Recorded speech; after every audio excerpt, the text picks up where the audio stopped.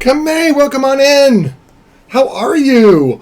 Oh my gosh! I thought you already had subscribed. Whoops, camera's over. My bad. There we go, camera's right there. How are you? I haven't seen you in for like 6 or 7 hours.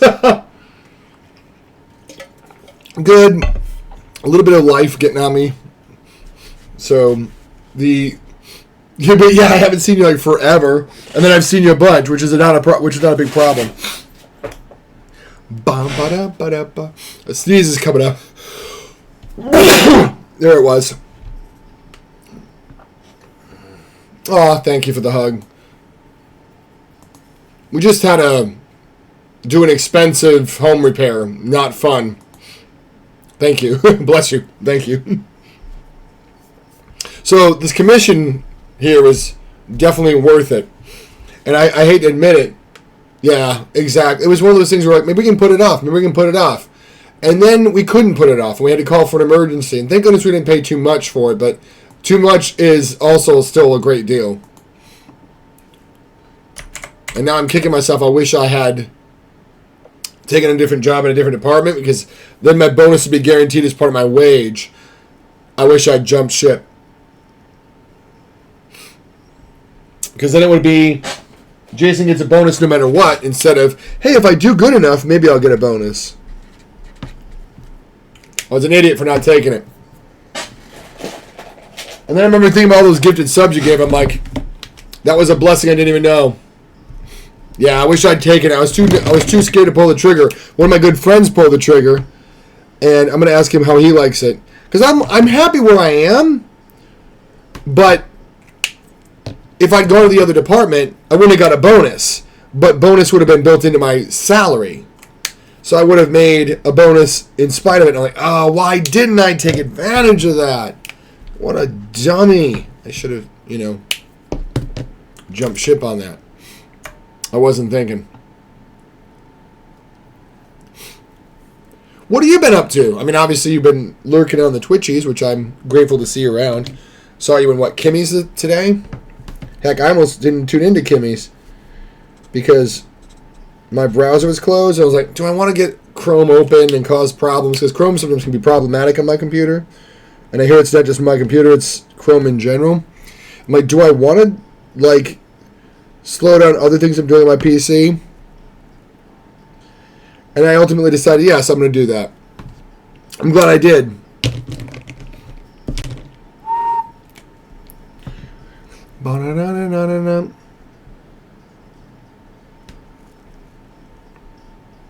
Who is an honest man? Who is an honest man? Who shall guide with soldiers?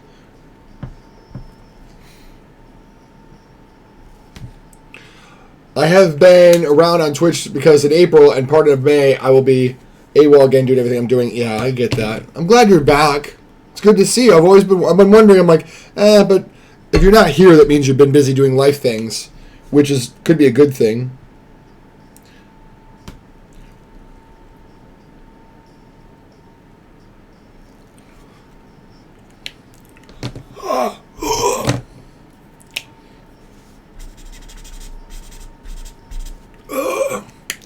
Who's this inside of me? Who make the big mistake? Someone gave a very interesting evaluation of that lyric. They're like, wow, really? He disassociates that even when a bad mistake happens, it's not him, it's somebody else? And I'm like, ooh, that is how that lyric is supposed to go. I'm sort of less busy now in terms of my job, and more specific next year will be even easier. Oh, that's good.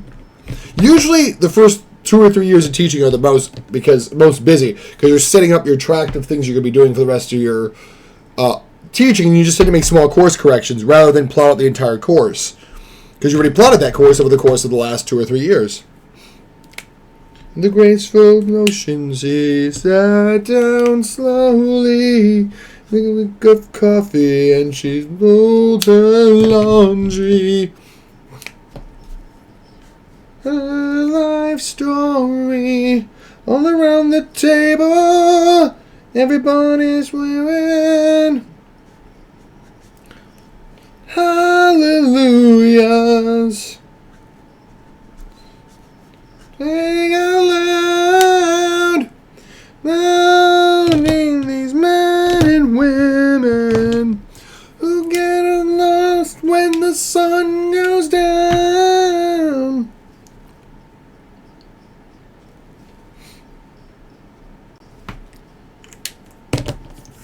Oh, pretty much, yep. I think I told you this. My wife is a teacher. So that's one of those things she ingrained into me whenever she switches grade levels, is that it's usually the hardest time is the first couple years in that particular grade. That's one of the big motivations she doesn't want to switch grade levels, is because she's like, I've already set my curriculum. What would I switch? That's going to double my work for the next year. So she only really switches if she absolutely has to. Like if her principal says you need you in a different grade level, which hasn't happened because pretty much they know who butters their bread, so to speak. My wife is bilingual in a school that has a lot of bilingual or non-English speaking students. So the last thing they want to do necessarily is tick off the person that could actually help them through these. You know what I mean? It's like, yeah, you don't bite the hand that feeds you. And it's a shame because she's not really ESOL trained. But they still go, well, you do speak. And she's like, but that doesn't make me trained in that. But they'll still take advantage of that. In spite of that. Not supposed to, but they do. Boy King.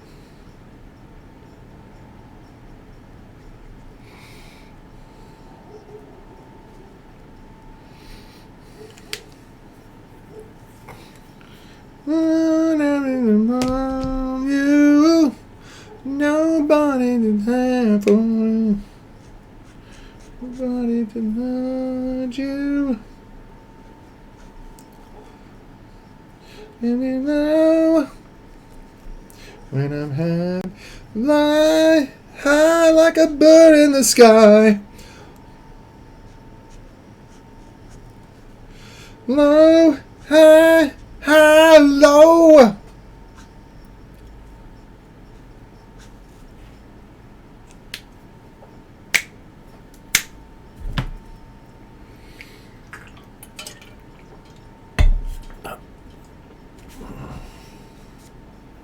But I get it. As I spent most of my time in college around teachers. So I was in the music program, but found myself hanging around teachers a lot. Most of my friends were in the teaching tract.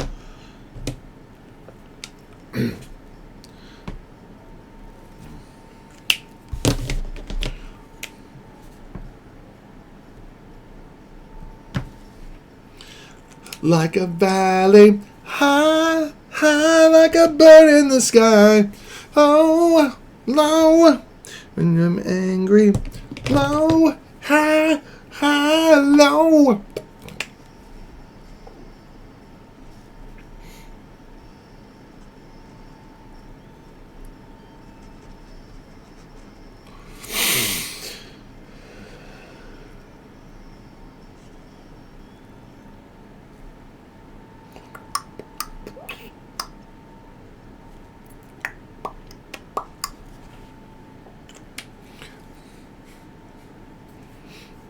It's a good song from the Black Keys. In the home, when you're valley, high like a bird in the sky. I never realized that they said low like a valley, high like a bird in the sky. High, low, low, high, low, high, low. See, what I love about Dan Auerbach is he doesn't do very many falsettos.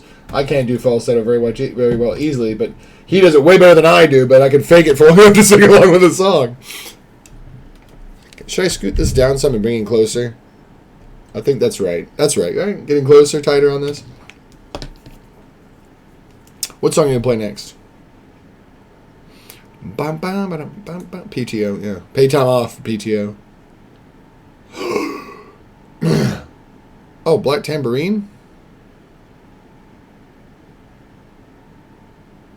This is a good song, but I thought this was the music video for Keep Me Dancing But. What's the other one? Is that just a Kato meme?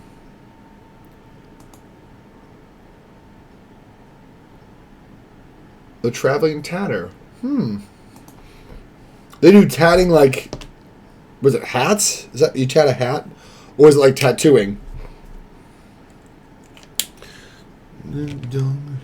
Might need a fire to kill it. Might take a hurricane.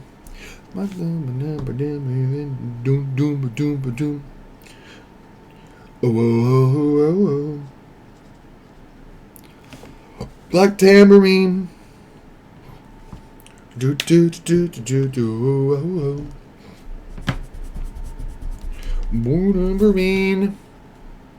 Man, you tripped me up when you said the crushing crotches or whatever it was. I'm like, that's got to be crochet. It's got to be. At least I hope it is. No idea. My brain is fried. To keep us warm at night, my tambourine is still shaking. Whoa. Black Tambourine. Whoa. Tambourine. I was waiting on that to go.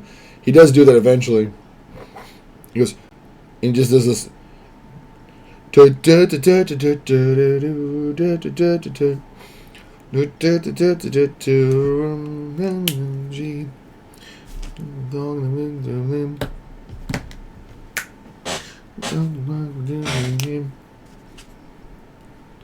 Might take a fire to kill it. Might take a hurricane.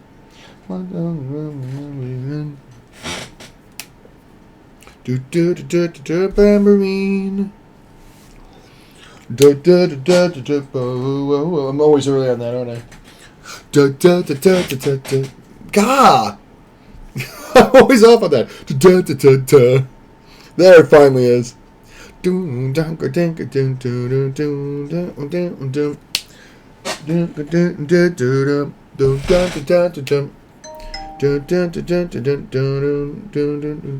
Also, this camera's doing this weird focus. I don't want it to auto.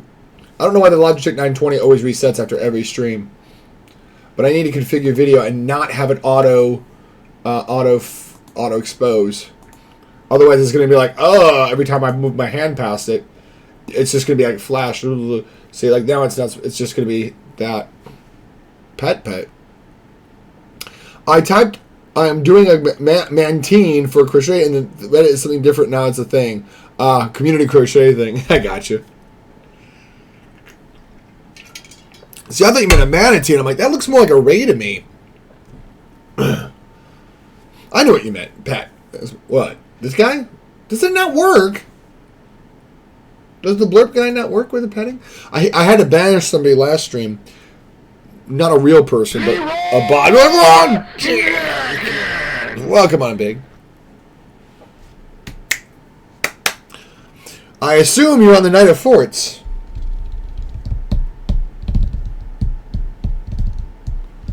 I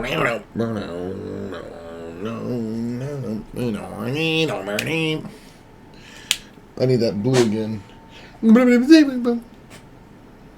Oh, this is the stupid music video of this version of this. I'm like, why is there a gunshot? It's the music video. I don't want the music video anymore.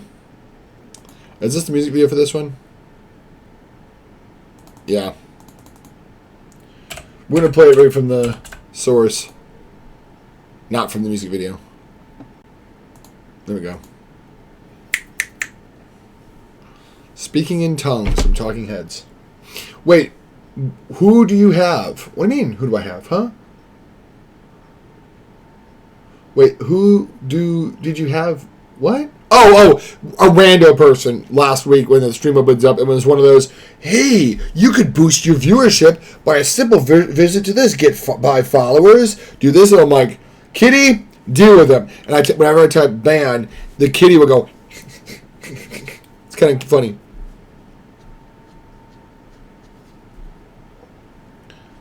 I'd ban somebody, but I don't have anybody I need to ban to show you. Ban T-Pain, but I want him to come here. No, I'm just kidding. T-Pain, like, why did this random Jason Eno's art ban me on Twitch from his channel? Oh well, never went to him anyway. No, I won't ban you. I wouldn't ban you for the simple fear that I wouldn't be able to unban you and be stuck out in the geese. The geese is what they call whenever we get banished at work. They say, "Oh, you're out in the parking lot with the geese with you," and I'm like, "I am with Goose. I am Goose," and I put Goos. I am Goose. Let me rotate this puppo again. Goose hype. And the thing is, I love playing Untitled Goose Game. I am Goose. La. Oh, thank you. I feel like it's a good memorial piece for this puppo. Although I'm trying to get a good feel of the nosy nose.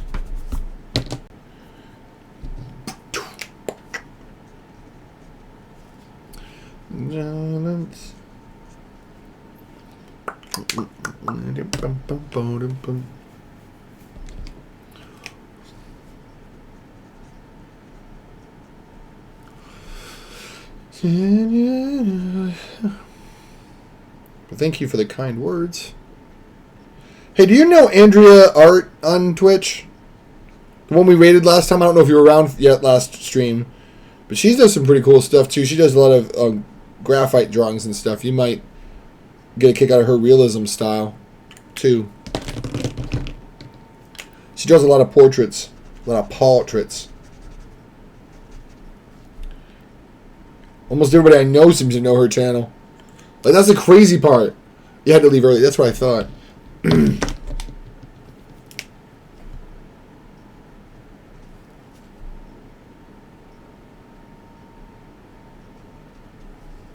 But, like, every time I'm in her channel, I'd be like, I know that person, I know that person, I know this person, I know that person. Is everybody here? I feel like everybody goes to her place. It's like everybody comes to Rick's. Or goes to Rick's.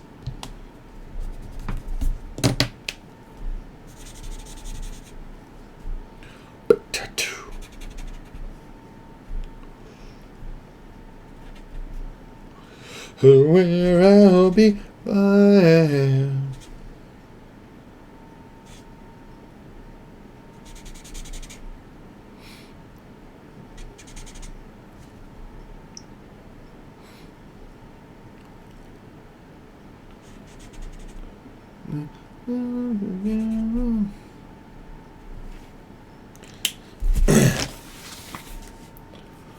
The nose is shaping up.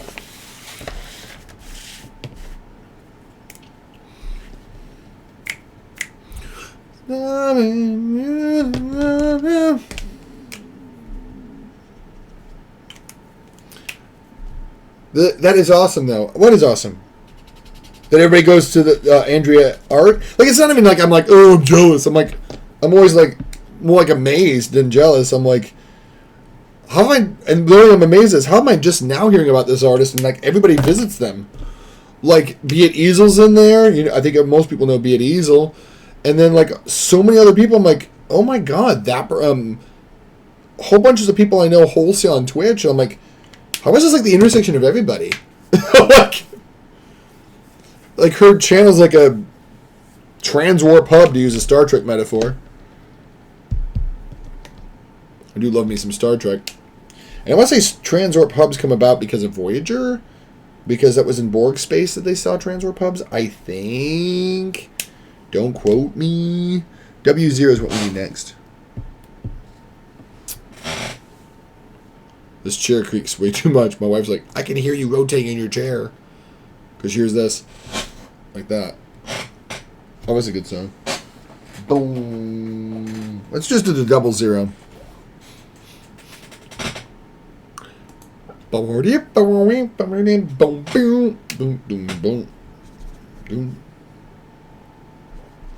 I want to say John Lennon's in the backing vocals of this.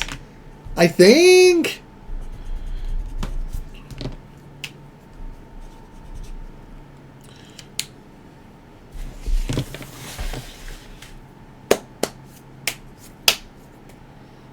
Try and channel my inner Mitch. You know, from Freakmeister? Frame! Boom. Right? Such a good song! I mean, I usually gravitate to 3 streamers that are souls who also are there when I'm there, and I know those 3 streamers. Yeah. I need to Duolingo. What's Duolingo? I know the name because I've heard it before. What's Duolingo?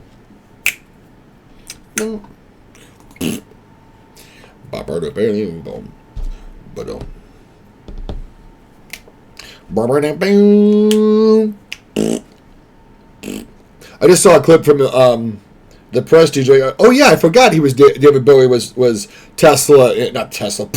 No, Tesla. Sorry, I was associating Tesla with Musk, and no, Tesla's a good. I like Tesla. I don't like the maker of the car, the Tesla.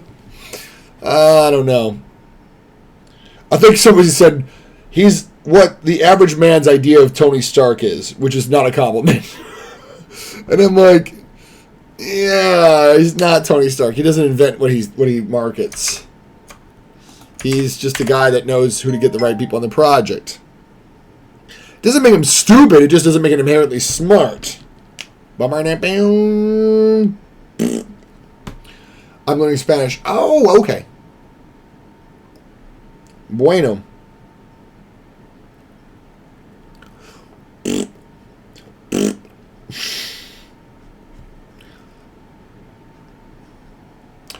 Tengo caspa. I know a little Spanish. My wife's Latina. I think we talked about this before. But tengo caspa, which is the Spanish for I have dandruff. Or my particular favorite, tengo mocos. I have boogers. Tengo mocos.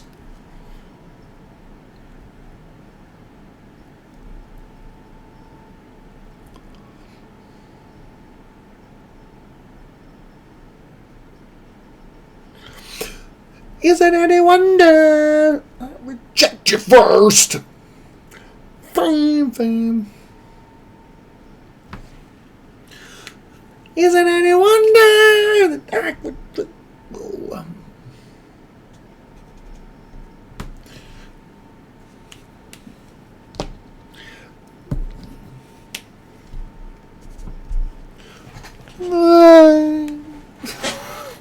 I'm almost sure that's done with a microphone effect. Stuff like that, you know.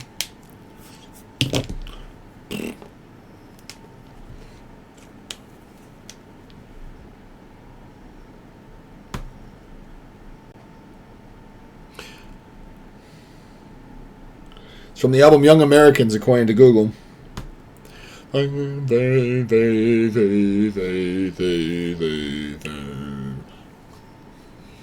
What's your name?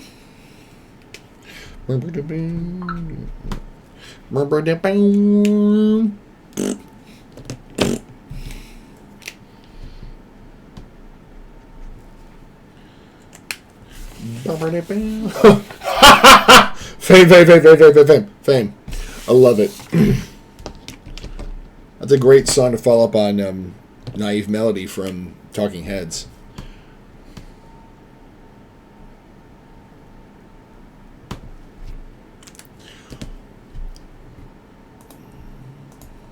Oh, I can't skip this video. Lurk. All right, okay. Go do your Duolingo. Linga meaning language. Duo meaning two. You want to be I don't want to say a polyglot, because a polyglot is someone who speaks numerous languages. I mean, I don't think you'd want just like being a polyglot, but that's not the immediate goal, is it? Unless you already speak other languages. I'm just a shot away from you, and if you leave here, you'll leave me broken, shattered. I lied, I'm just a crosshair. I'm just a shot, then we can die. That actually worked out well.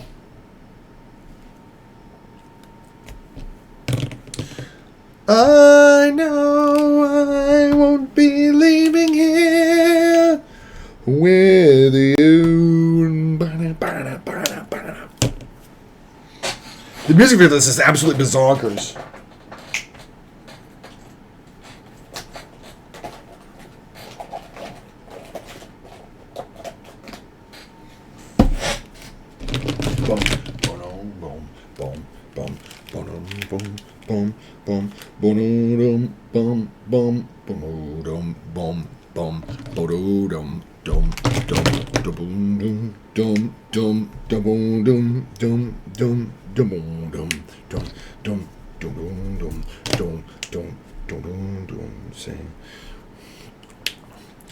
Take me out, I say, you don't show, don't move, time is slow, I'm say, oh, take me out.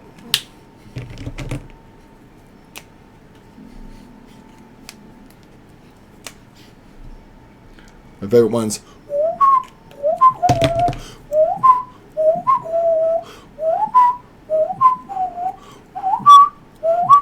That riff there.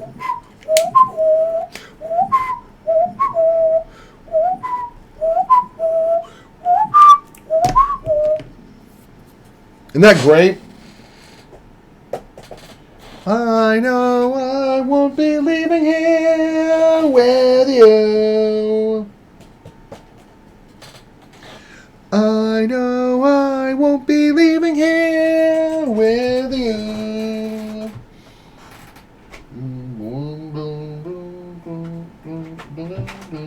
Also, I love how, if you listen to the counter melody, he goes, I know I won't be leaving here. You have the other one going, I know I won't be leaving here with you. Just absolutely brilliant going the opposite direction. I know. No, actually, is it going down the opposite direction? I wait, this could die. There's W4. I was looking everywhere for W4. I couldn't find it. I move, this could die. I move, this could die. Come on. Boom, boom, boom, boom, boom, boom, boom, doom, doom, doom, doom, doom, doom, doom, doom, doom, doom, doom, doom. I know I won't be leaving here with you. Here, I know I won't be leaving here with you. Oh, I'm doing the actual main line, but there is another one that's below it. Like in the music video, it's all these machines made out of bits and pieces of, like, you know how you used to make those things with paper fasteners? You'd make these like little puppets and you'd join them at the hips. Not the hip, but the joints. Like you'd put a paper fastener through the elbow so the arm would just move like this. It's like those. And the band is made into machines. And there's all these like dancing girls that are made out of like helicopters. It's insane.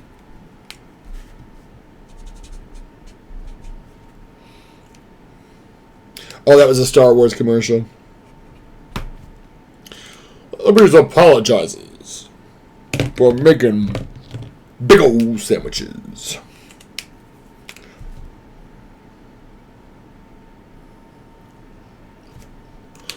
Boom, boom, boom, boom, boom. Not even their best song, I might add. Boom, boom, boom, boom, boom. Like, compared to some of their more serious stuff, which is not saying very much because it's not super serious, this is downright corny. Like that whip. Like, if you compare it to, like, say, like, Uncontrollable Urge, you're like, that's a song about a guy who's addicted to something. It doesn't even matter what it is.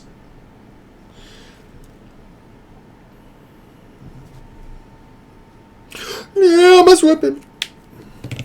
It's not that it's a bad song. It's just, of all songs of theirs to get big, this one. Move ahead.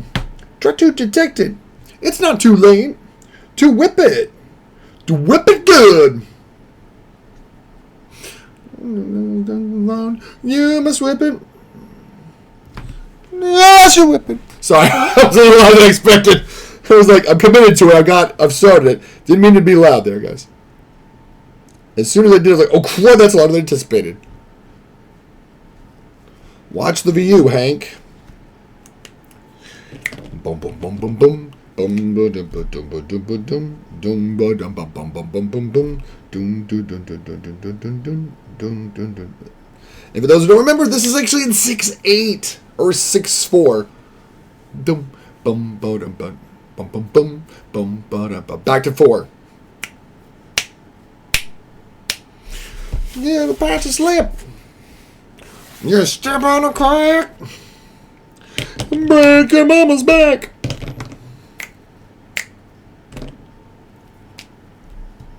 My favorites from them are Uncontrollable Urge, their cover of I Can't Get No Satisfaction by the Stones, which supposedly got Mick Jagger's blessing. He's like, oh yeah, that might be better than our version.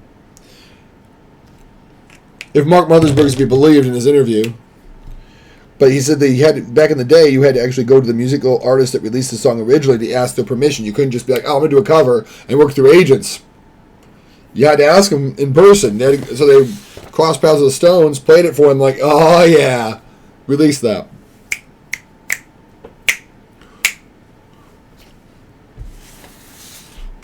Is it Mark Mothersbaugh? Something like that.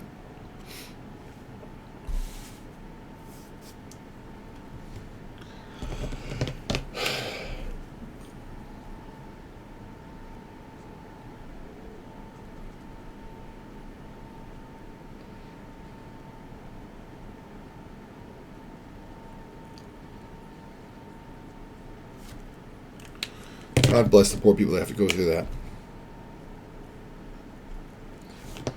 They're like, we got to make sure your body accepts it first before we do the long term. Well, it's because we don't know the variables with dementia.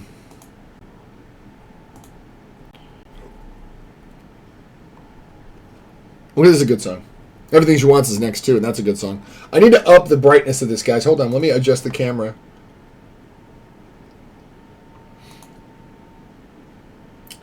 And you might ask yourself, why did I come here?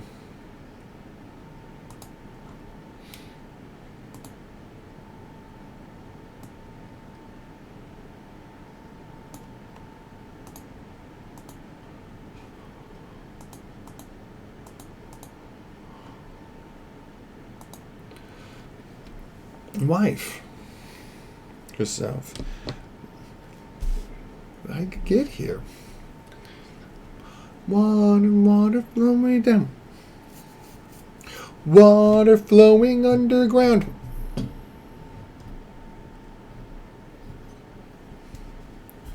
Maybe I should do that way.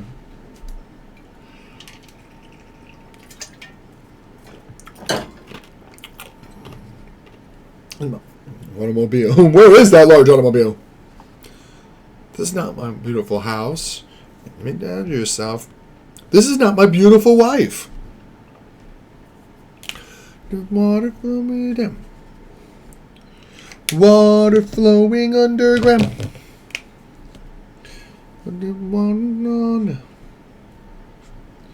Water flowing underground. Same as it ever was. Same as it ever was. Same as it ever was. Same as it ever was. Same as it ever was. Same as it ever was. Same as it ever was.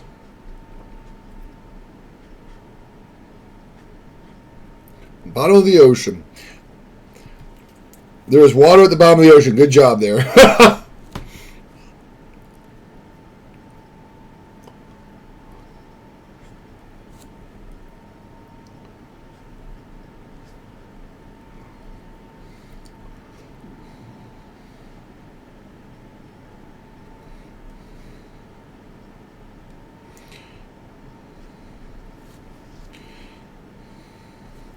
The water flowing around.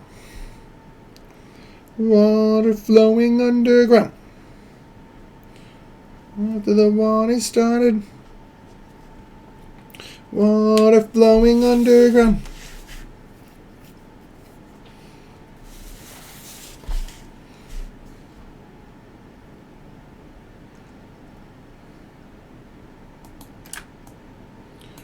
Yourself. My God! What have I become? Well, what have I done? I thought it was what I've become. It's, my God, what have I done? My God, what have I done?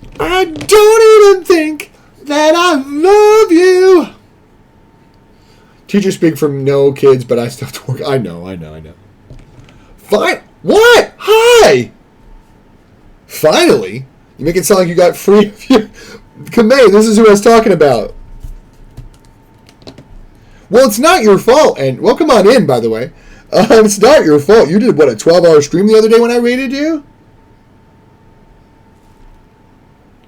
So it's like, finally. I'm like, finally? You put yourself into a 12-hour stream, 12-month. Yeah, good job, Jay. How are you? I mean, I just saw you. But how are you?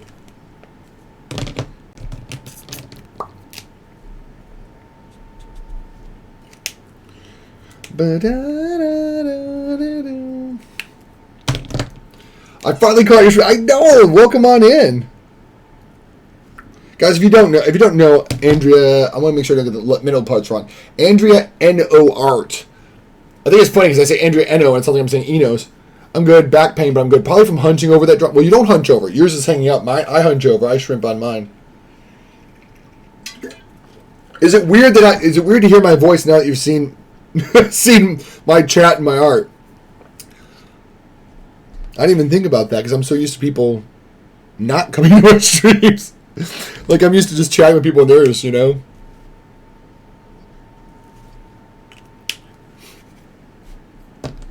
It's like when I actually meet some of the people I know on Twitch. You know, not this. Commercial, stop commercial. Oh, I can't. I hunch naturally. Just naturally shrimping. Naked juice. I knew it was some food item.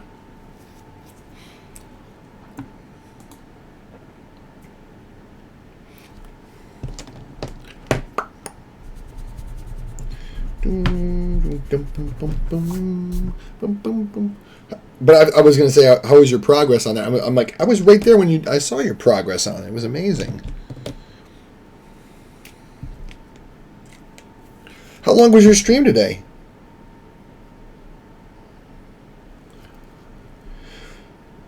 Like you said, oh, this is dried out, isn't it? Yeah. Do you have a C5, W5, C5 refill?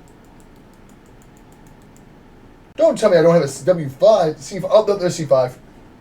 Okay, I'll show you how to refill these markers. I just did one a minute ago, but we're going to do this one.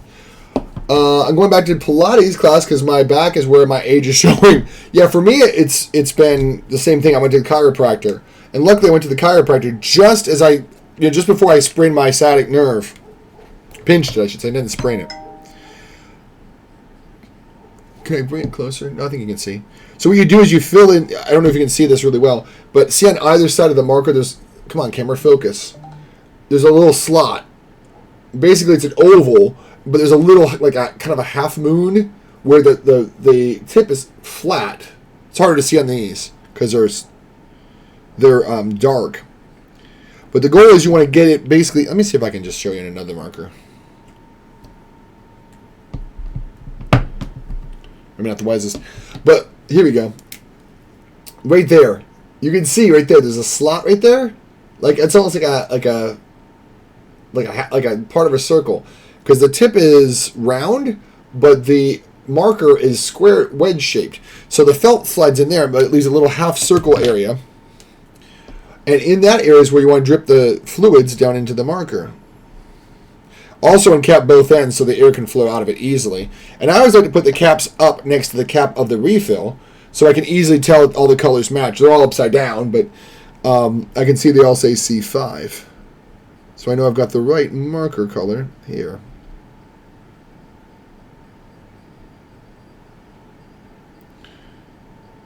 Cool thing about this song is it sounds like it's about a guy talking to his lover. It's not. They were talking to their record company through this song. I'll do anything you want me to do, but I can't go for that. He's saying I won't write you a love song.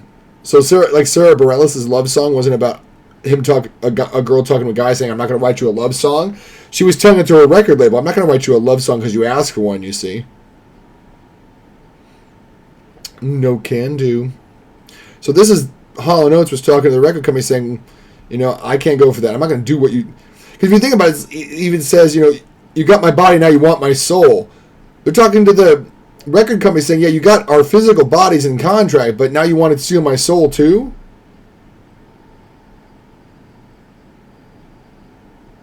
I'm also going to do a couple drips on this other end just to liquefy any congealed marker on this end. Just to kind of melt it off and get it fluid on that side. You can see how much crap is built on. I'm going to have to take a... yeah, well, the tips are rectangular, but they fit into a circular hole. You can barely see how it's rounded, you see? And the tips are square, so you literally fit a square tip into a round hole, or I should say a rectangular tip into a circular hole. And it wedges in there pretty, not tight, but snugly enough. And then what you're doing is you slide it so that it goes on the felt, but into the hole that way. Like you ramp it in.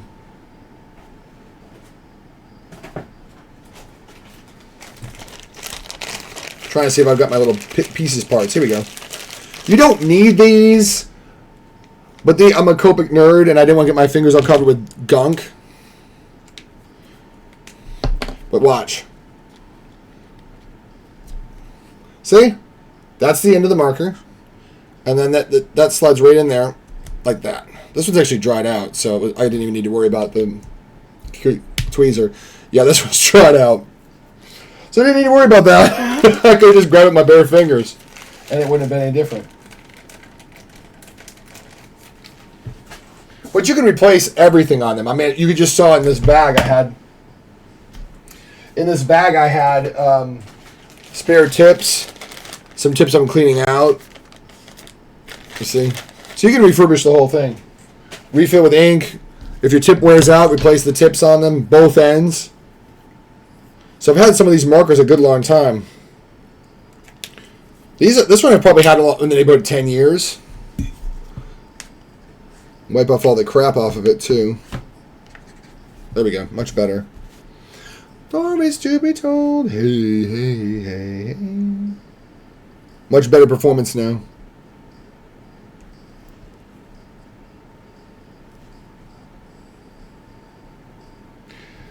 Conversation turned until the sun went down, and many fantasies were heard.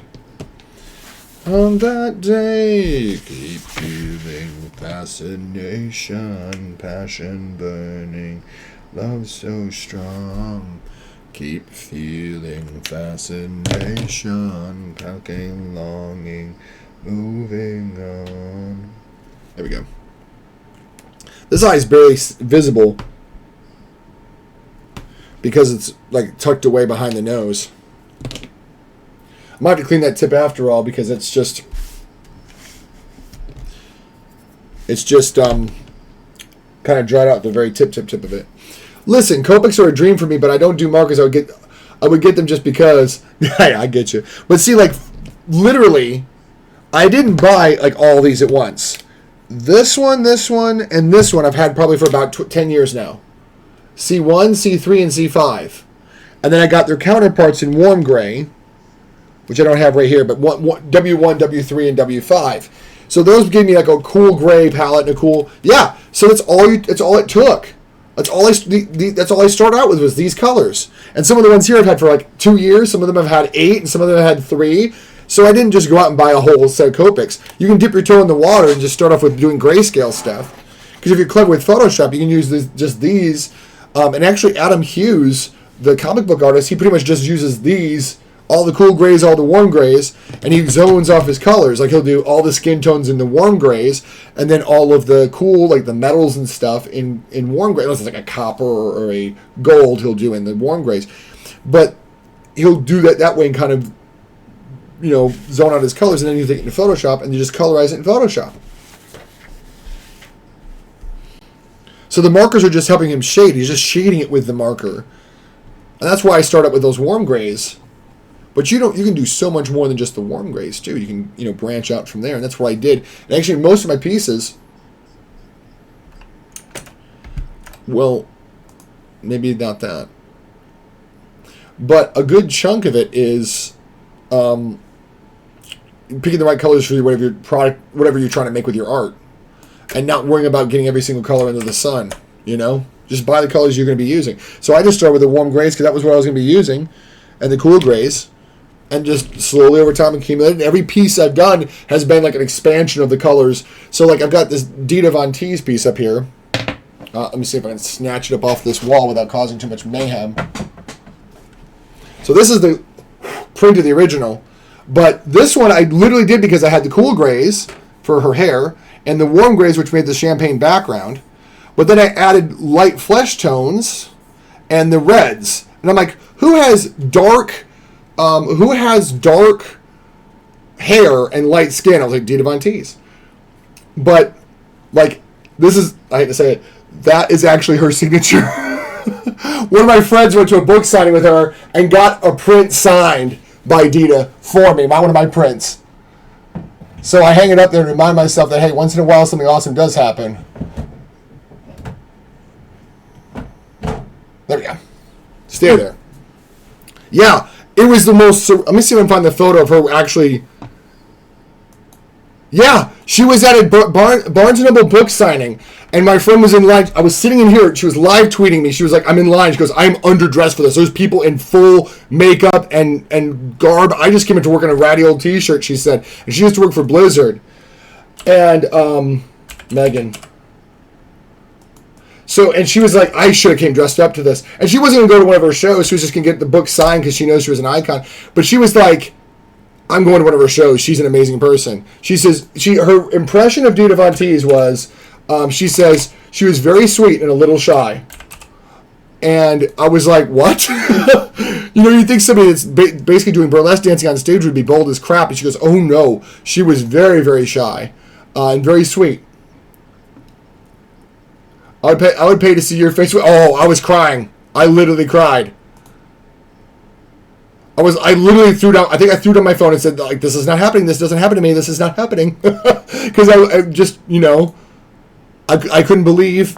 See friendship. Here we go. And there it is. I won't dox my friend, so let me open image a new tab. There it is. That's that. Like, I'm still looking at it and I can't believe it.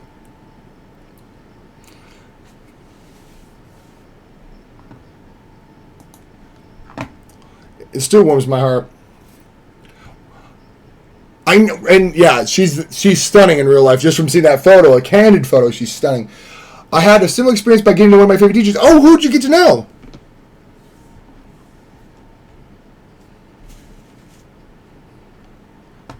So I love that my Dita image is right up there. So every once in a while, if I forget, sometimes awesome things happen. I can look up and see that synergy and be like, yeah, sometimes awesome things do happen. Little rinky-dink Jason. Here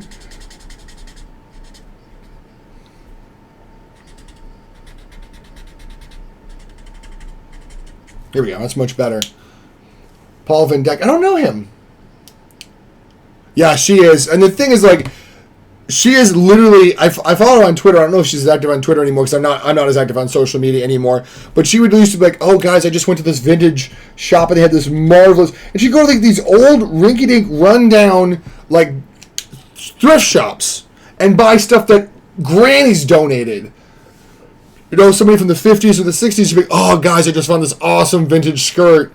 Oh my gosh, I'm dying right now. And she's like tweeting, being in this like rundown shop, buying vintage clothes. She's just a peach. And what's crazy is, like, Dita Von Teese obviously is a stage name, but her actual birth name, I'm not even kidding you, is Sweet. Sweet. It's like when she said, oh, she was very sweet and a little shy, I'm like, that's actually her name, isn't it? It's Heather Sweet, I believe, is her actual, like, birth name. But I thought how ironic it is that she's actually a very shy and timid person. Her name actually literally is Sweet in real life. And I'm like, that's very fitting. What did Paul Van Dyke... he's a German DJ. Oh, gotcha. That's probably why I haven't heard. I mean, Van Dyke is very German. Or Dutch, I should say. It's Dutch. But, you know, obviously people move around quite a bit. Enos, as far as I know, is either French or Belgium, and I've never been to either country, so... of time. Should have seen it glow, but everybody knows that a broken heart. I've listened to him since I was 15. I never thought I'd see him live ever. That is super awesome, though. Like, I didn't meet Dita. I wished I had, but she was on the West Coast, and I'm on the East Coast, so of course I was nowhere near her book signing. But my friend was, and gosh, live tweeting it was insane. They told her that you couldn't have outside merchandise, and she's like, "This isn't even merchandise. I didn't buy this. This is my friend's print. He made this." And so he did that, and so what she did was, she's like, "I'm going to put it in the book." So she got my beauty mark, and she put the print like this in the book. So when she opened it to sign it, it'd be right there. I'm like, "Oh, I don't want you to get in trouble, Megan." And she was like, no, I'm going to do it. I'm going to do this. I'm going to be bold. I'll be danged. She got up to the thing. Dita opened up the book, and her manager looks at it, and she goes, "That's beautiful. You got to sign that." Her manager, Dita's manager, was like, "Yeah, you got to sign that." That's because they didn't want people to bring in like something they were going to sell. I mean, I wasn't selling that.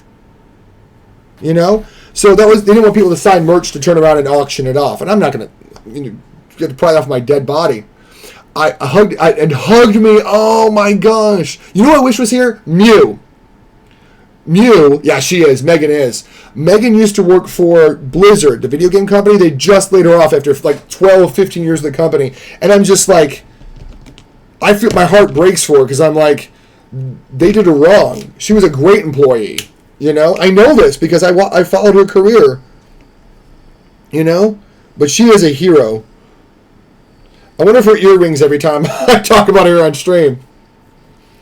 Where's your maps, 43's operator, please? It should ring after all the number of times I've roasted about her and the wonderful things she did that night. Well, that friends and disease operator, please. Oh, can it be? The voices calling me, they get lost in a time.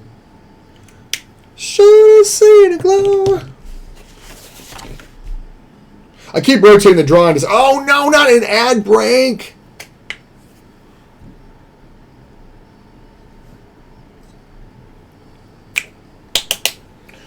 That heart is mine.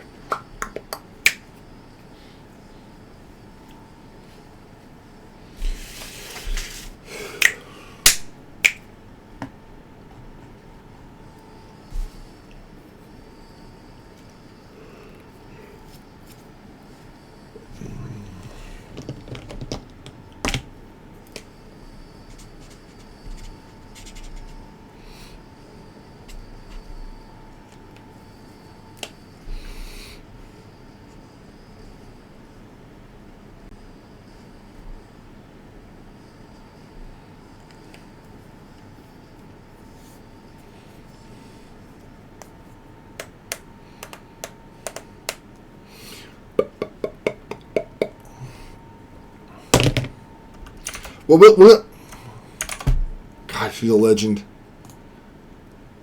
We're gonna do this.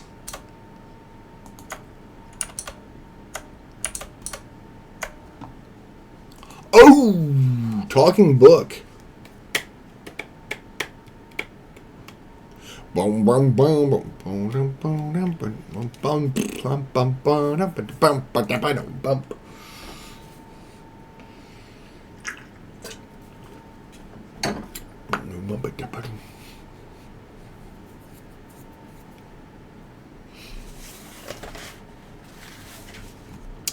Very superstitious. None of you need to hear this. Subs, I'm terrified for you.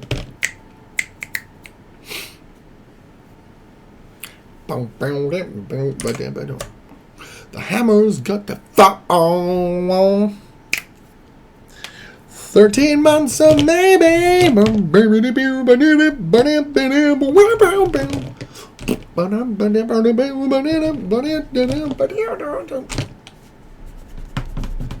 And welcome on back, everybody. I hope you're all back after that ad break. Thank you to Debbie Cat for helping me set that to a more equitable level of ads. We all got to make ad money somehow, but I don't want to. My community. I pause all important conversations. If you see me talking, I'm talking to myself, or else I am talking to. I was like, guys, if there's any subs in here, please understand the community is on a pause because there's an ad going on right now. So that anyone that doesn't have a sub isn't left out anything. Because I don't mind. I love when people subscribe, but I also don't want people to be pressured into it. But making ad revenue from just running ads is nice. But I also don't want people to miss a conversation because an ad popped up. I don't want you to feel like, oh, I have to subscribe to listen to Jason. I feel like that whole pay to be in a conversation with me is garbage. So I pause all important conversations during ad breaks. Even the unimportant ones too. But I pause those too. But I try not to, if you want to subscribe, absolutely. But I also know a lot of us are struggling to make ends meet, and I would love to subscribe to a lot more of my friends. But I've got so many bills right now that I'm trying to make sure that I pay for my bills first, and then hopefully I'll get some money ahead again, and then I can start doing more subscriptions and stuff again. I get gifted a lot, and I'm like, oh, thank you everybody that gifts, and I try to use those gifts by dropping into folks' channels and using their emotes as much as possible. Now I'm going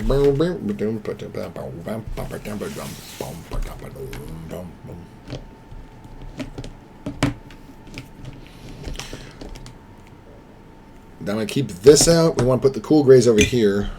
13 months of maybe. Not N2. That goes over there. C. C. C.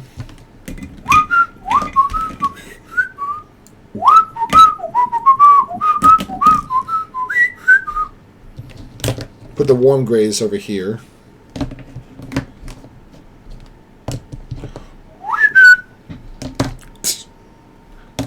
Do I have twos double? Oh, I don't have double zeros out. Wow.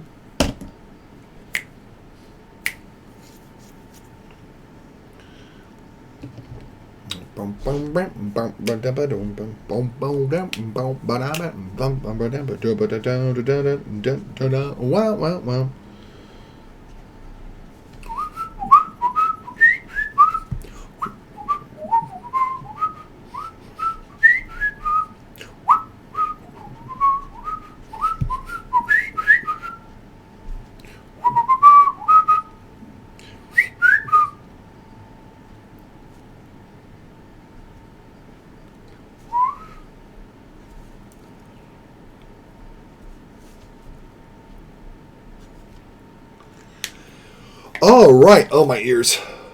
Got big old ears to be stuffing in noise-canceling headphones. That is for a truth.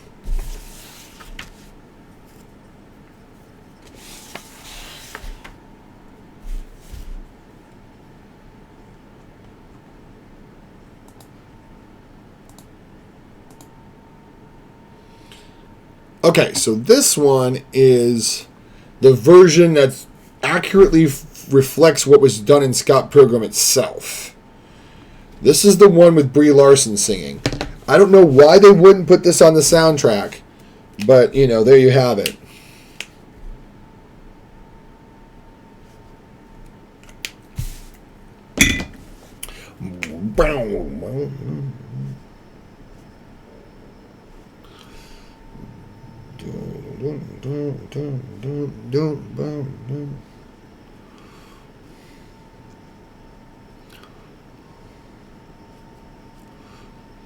Oh, yeah.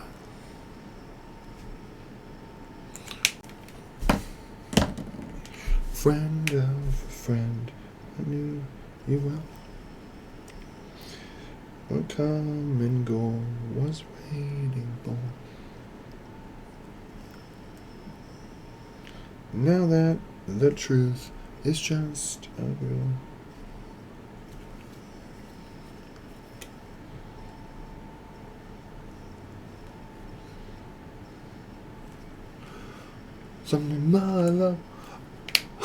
Nice. Right? This is a good one, right? This is from the Scott Pilgrim soundtrack.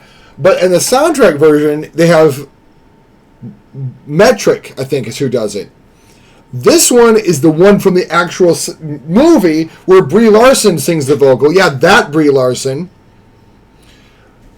No, you're fine. You're fine. No worries.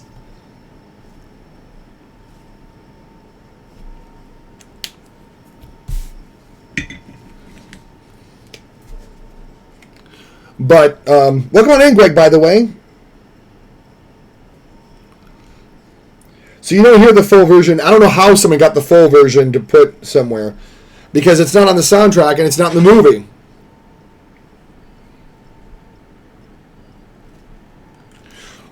Two, three, four.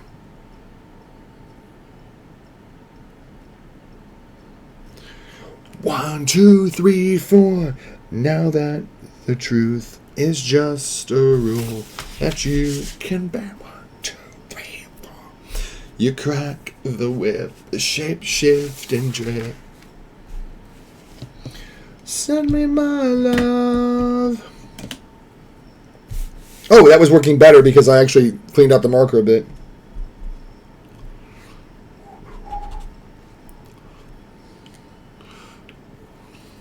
It's a mechanical bull.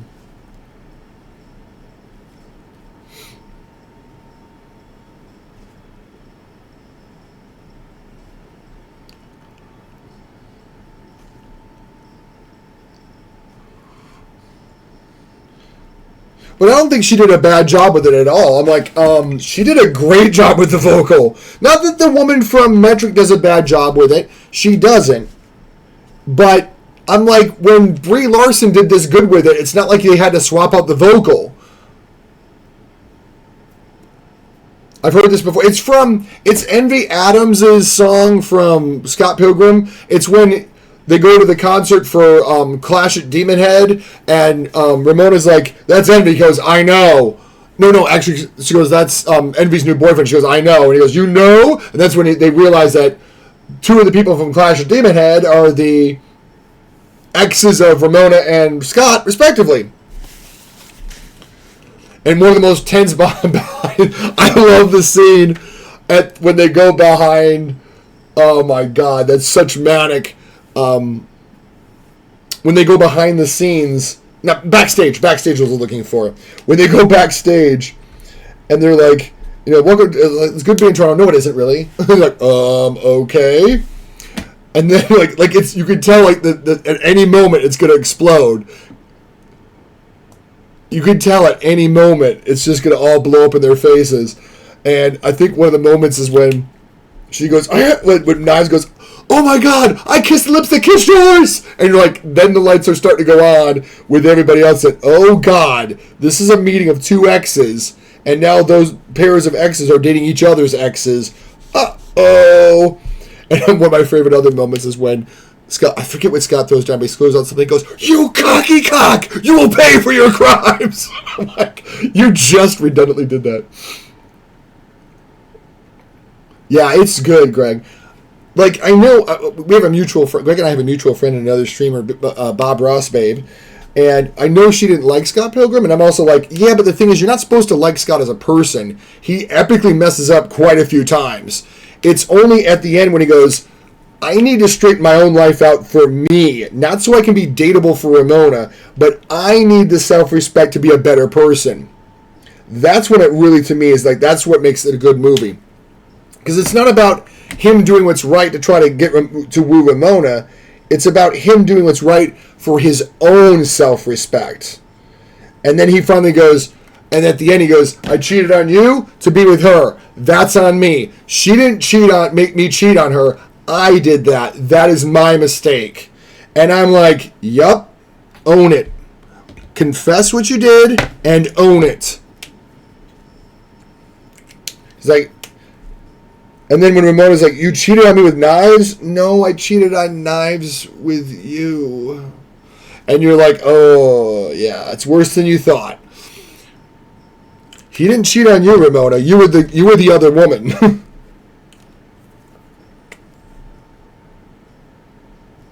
And I love how the entire focus of the movie isn't... the way they play it out isn't like... It's not like they play it out like, oh, this is about Scott confessing his wrongdoings to his ex and his current girlfriend. But that's exactly where it goes, because Scott spends the entire movie running away from what he's done and feeling sorry, so sad, mopey boy. But at the end of the day, yeah, Envy Adams kind of screwed him over. She played games with him. And that's not right. But that also doesn't mean he can go around and play games with other people because he's hurt. And I think that's also a point, because it's like, wait a second. You know, he kind of realizes, I don't get licensed to do what I wish because I was screwed over by someone, because someone else broke my heart. I don't get to do that to somebody else.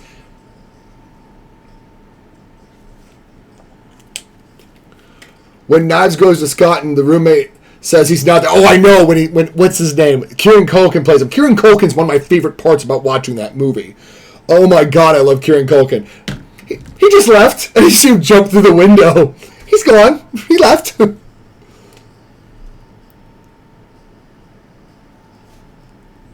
What was his name in the movie? I can't say Michael Cera, but he's perfect. No, he was. And I saw a really good a YouTube video about like how he was kind of the right actor at the right time, because he doesn't play typical leading men in comedies and stories. He's kind of shy and awkward. And they said he's not really... He kind of personifies that shtick, but it works out good because it kind of breaks the stereotypes, you know? But at the same time, it's also, I understand a lot of people that don't like him because he does fit that shtick. Same reason like with people with not liking Zooey Deschanel, because she does kind of play the manic pixie dream girl too often for comfort. I do love Zooey Deschanel, but I also have to go, yeah, but I also understand the people that hate her because she's basically made a career being Manic Pixie Dream Girl. Although if you've seen her in a bunch of movies, there's a lot of movies where she does not play Manic Pixie Dream Girl. But being fair, she pretty much made a shtick out of it. She made a career of it. But having said that, again, with all due respect, she can do more than just that. That's what gave her a career, but she does more than that. She's more than just the Manic Pixie Dream Girl. Although, to be honest, that's all she was on New Girl, and I love that show.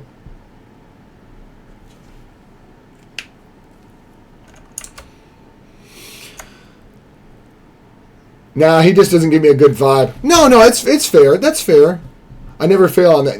Oh, yeah. But, I mean, I get it, too. Like, there's sometimes I've seen him in interviews, and I'm like... Is that just your shtick, or are you being cocky? but also I've heard, like, on the set of, like, for example, on the set of Superbad, I heard he was a consummate professional. And the only reason a lot of the production kind of fell apart during production was because the guy that played McLovin, because he was a brand new actor, he was a young kid, he was cutting up and making everybody else cut up. He was the bad example on the set. So Michael Cera and Jonah Hill were trying to be professionals, and they were basically... bad influenced by the young kid actor Christopher Mintz-Plasse, I think his name is. And I've heard he's got a real bad temper. So it's like, oh, so a lot of what happened there was him. So sometimes it's hard to tell if it's just the people that they're around or if it's who they are. But I get it. You know, if you got a bad vibe from somebody, you know. There's some people I've tried to like in real life, and I'm like, they're not bad people. Everybody likes them. But then I don't like them because they're kind of... I look at them and I'm like, I think they're narcissists, because they shift all responsibility off of them. They want to be the center of attention. They always find themselves with new friends. They keep the old friends, but I also see like people they've never spoke to in life that I've ever seen them speak to. All of a sudden now they're buddies with them, and I'm like, you've never spoke to this person in life, and all of a sudden you're chums with them. Maybe, did I miss something or? And it's none of my business, but this person has hurt me plenty of times and shifted the responsibility of, I didn't mean to do it. It's like, that's true. I understand that. Right, but then how is it my fault? Because your actions are your fault? You're responsible for your actions, even if you didn't mean to hurt me? I mean, I appreciate that. It's nice to know you didn't mean to hurt me, but that doesn't mean I wasn't hurt by it. And then I looked into it, and like her Enneagram is like a complete mistake on mine. Like, they're like, oh, like my Enneagram goes well with sympathizing with her, but also it's dangerous because, especially on a narcissistic version of that particular Enneagram, it can be dangerous because, both of our needs will wind up stifling the friendship. And that's kind of what happened, I tried to understand what she, as a friend, I tried to understand what was going on in her life, but she was telling me a version of it, not necessarily the version that was the truth, but a version that she wanted me to hear to get the results she wanted from me. And that's not a friend. That's just somebody who that's a manipulator, Example. They told me they don't really use social media messaging. Fair. That's fair. Then I was in her presence one time. Something strange happened. The first instinct she had, mind you, the first thing that happened, something funny happened. What are you doing? Oh, I'm messaging with my friends. This is coming from someone who told me that you only really message people once in a while in a blue moon to tell people good morning, and you don't really use social media messengers. But your first instinct when something happened was to immediately get to your phone and message them. That's not the pattern of somebody who only uses Messenger once every couple weeks to say good morning to friends. You know what I'm saying? Like, when your actions and your deeds don't line up, that's a problem. And I don't mean to be Mr. Judgment, but at the same time, I'm like, when you literally told me you never use social media messaging for anything, and your first instinct was to open up your phone. Yeah, that's my whole point. Like, as you dissect it, you're like, your words you're speaking don't line up with the actions you do. Now, he doesn't give me a good vibe. Jonah Hill gave me that sad vibe. Look what happened. I know, but like, I feel like he bounced back, and I'm like, did that all blow over or something? Like, I thought there were some pretty serious allegations against him.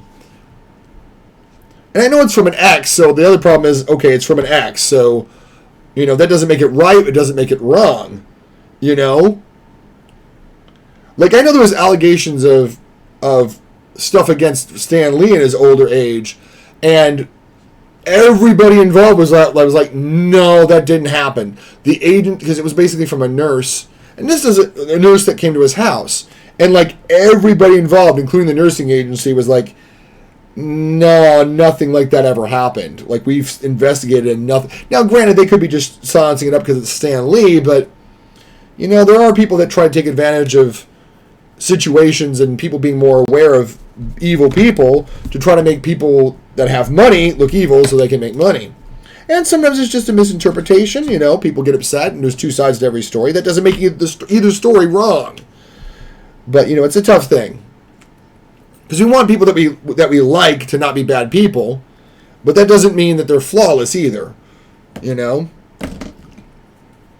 Yeah, okay. Once every couple weeks, what did I say? What did I say about that? I remember I said something. Oh, yeah, once every couple weeks about social media messaging, yeah. And she's like, oh, yeah, I only really say hello if my friends message me, and then every once in a while I use it, but really I don't use social media at all, messaging at all. Okay, that's fair. I get it. No wonder you don't respond to any message I send you. That makes sense. Immediately. And I thought she was, at the time, I thought she was messaging a family member who was close by. I knew this. So I'm like, oh, she's messaging family, make sure they're okay. I said, I was just like, oh, what you doing? Oh, I'm just messaging my friend. Not their family member, a friend. And I'm like, odd actions and I didn't call her out for it, but in my brain, I'm like, and they're lying to me. Or, to be fair, they could have changed their habits. Maybe they weren't doing that. But the thing is, here's what I say to that. This isn't the first time what they've said and what I've observed them do haven't lined up. People are allowed to change their habits. But the problem was, this is like literally the fourth or fifth time where what they said and what they did didn't match. But yeah, I thought I saw something about the ex-girlfriend leaked screenshots. And I'm like, I saw him on a show recently. I'm like, I thought he was canceled. What happened?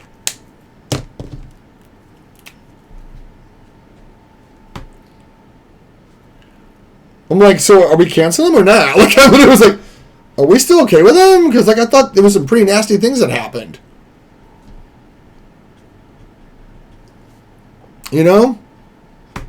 But again, I try not to pass judgment, but at the same time, if somebody's icky, ew. You know, we're done.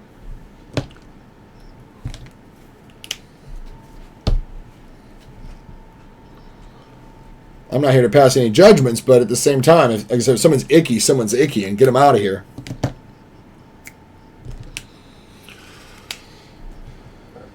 Also, too, people are allowed to make mistakes and recover from them. Some mistakes. Some people are like, I made a mistake. Like, it's a pattern, though. It's literally a pattern. You've done this multiple times. It's not, oh, I made a mistake. You've made several of the same mistake multiple times. No. He's such a narcissist, I can't understand his side, but hell no. I can understand his side, but hell no. The girl had met him while being a surfer, and he would fight with her in a civil way, but saying he didn't like talking to a man while surfing or posting swimsuit photos on Instagram. So, hello, she's a surf instructor. Yeah. I don't fully understand that, but I know what you mean. Let's see. The girl met him while being a surfer, and he would fight with her in a civil way, but saying he didn't like her talking to a man while surfing or posting swimsuit. He is icky and uses therapy tools to get what he wants while surfing. Yeah, that's not good. So that's the other thing too. Do not step over people's boundaries. If someone says stop, even if you mean well, don't continue. You know what I mean? Like, you cannot. Like, there's been times I've been like, I meant well, and it's like, no, I'm not pushing it any further because that could be viewed as that I'm being pushy and abusive. And I'm like, no, I'm not going to push any further. It is what it is. If I can't repair this, I'm not repairing it. A friendship at my old job collapsed, and it was just a misunderstanding. I laughed a little bit at their expense, but I didn't mean to make fun of them. They were kind of being egotistical, though. But I was like, yeah, but I also didn't mean to. I was like, was it cruel to laugh at them a little bit? Maybe. I was hurt, and I admit that. But at the same time, you know, I'm like, you won't even hear my apology. I'm not going to push it. You know, I did do wrong. I mean, I'm not normally like this, but this is okay. So in context, the person would gloat about, oh, I got this project and you didn't. I got this project and you didn't. Kind of situation. Not in so many words, but she acted like she was a manager when she wasn't a manager. So when she got kind of caught not doing the best work, I was like, guess you're not the manager, are you? Because she really wasn't, but she'd act like one. So that's the extent of it, pretty much.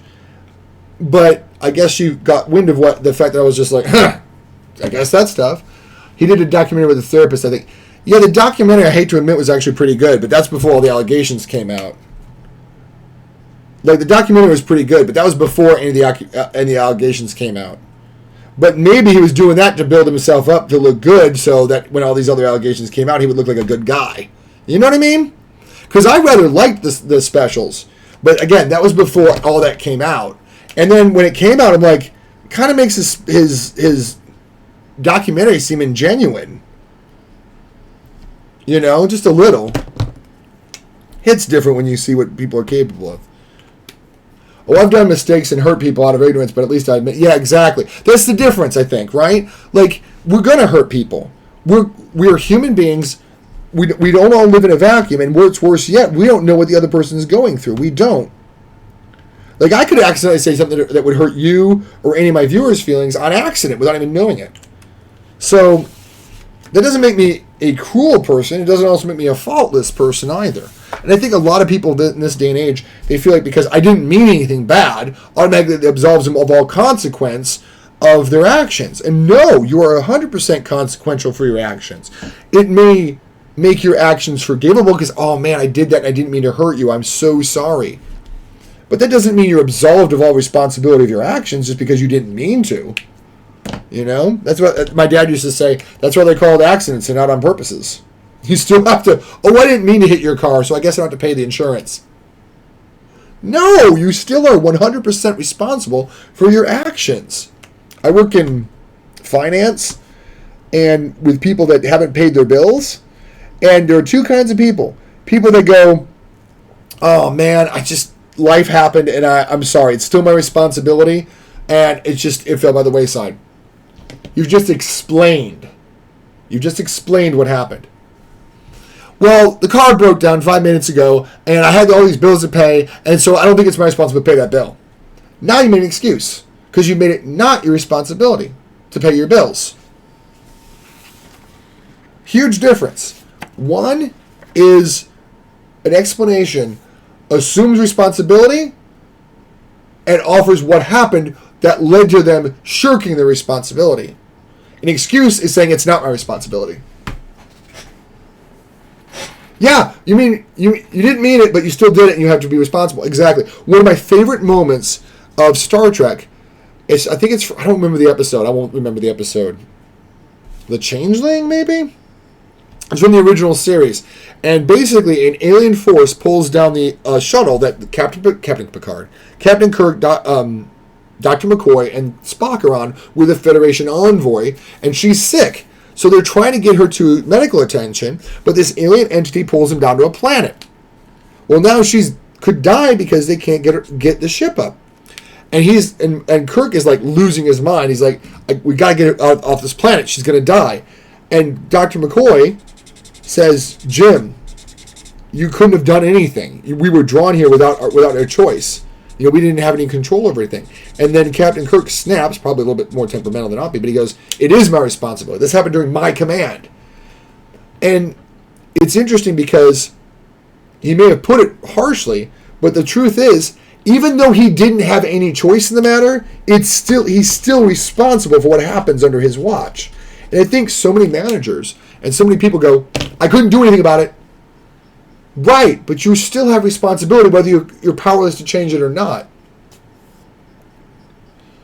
And I think a lot of folks they want to go, nope, not me. I didn't do it. I didn't do this on purpose.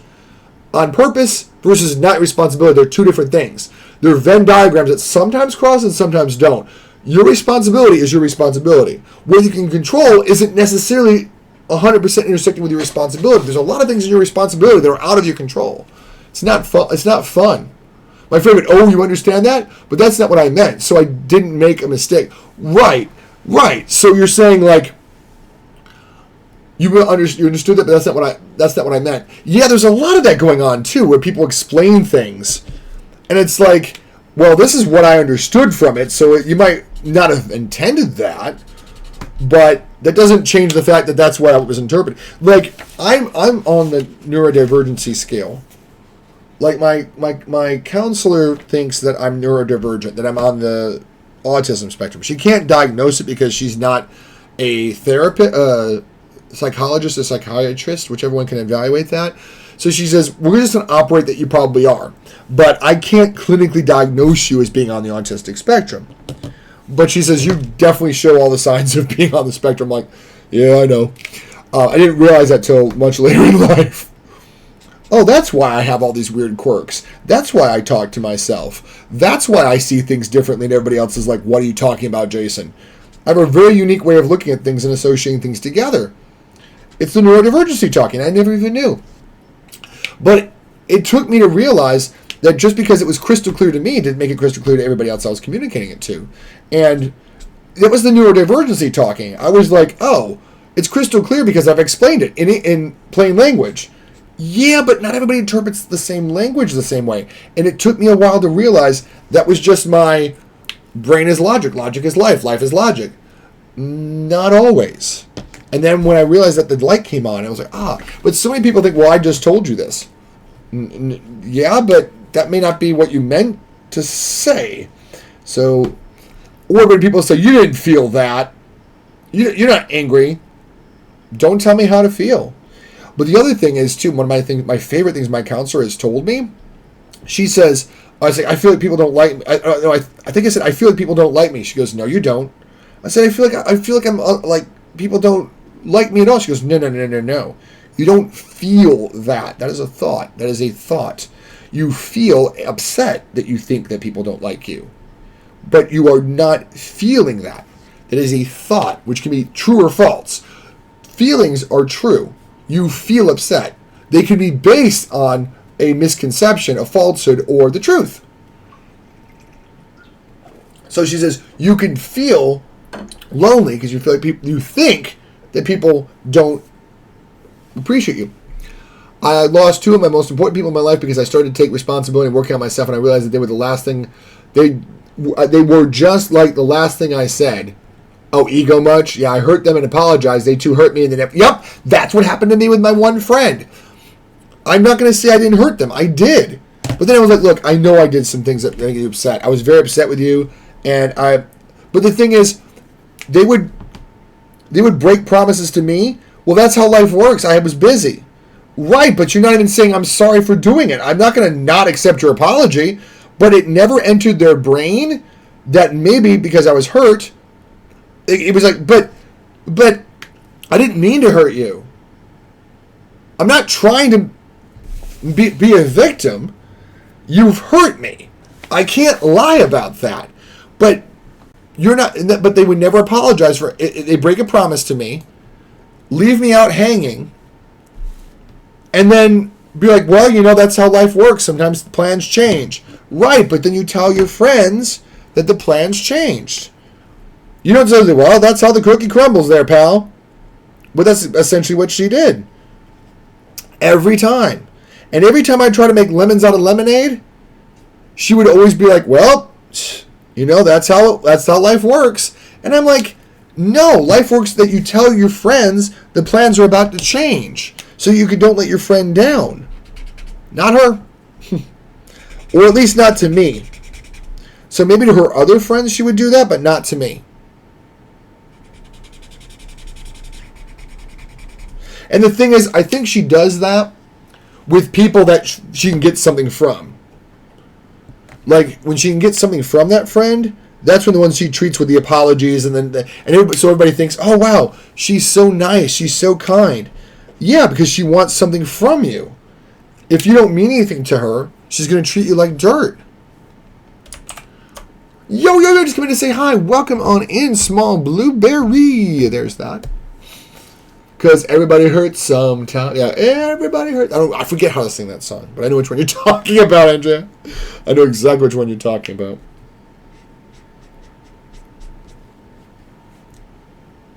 I will not stay long due to me mentally. No, we were just talking about mental unwellness. Is that good enough? There we go. Is that good? There we go. There we go. Whew, it's 9:40 already. I feel like we haven't made much progress. I'm just rotating the drawing, looking at it, rotating it, drawing, not making much progress at all. But it's okay. I hope you get to feeling better. Stay as long as you can, but leave if you have to.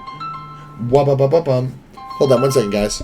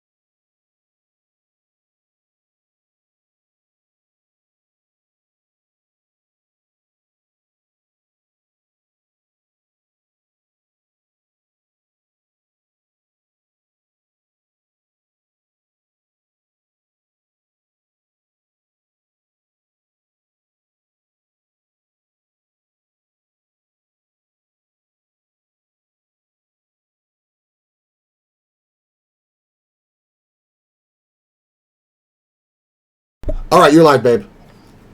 Hey, people. All right, baby, I love you. All right, love you too. Bye. All right, bye-bye. That was my wife on the phone. She's on her way home. She had a trivia night with one of her friends. She was like, "Hi, people." I'm like, she goes, "Oh, I forgot you were twitching right now." She says, she's like, hi, people." I'm like, "Honey, you're on mute." Oh. I was like, "I can unmute if you want to say hi." Yeah. So I said, okay. I don't want to put her in a situation where she's live and doesn't know it. That's rude. And I figured she might want to have a private conversation first, and she was like, no, let's say hi. So I was like, okay, I'll mute. I got wrecked. I know I got wrecked. Small Blueberry landed with a beautiful 84. The high of the game, by the way, is 100. 100 being the dead center of the pool. So as you get further away, the edges are 0. So 84 is pretty darn close to the center.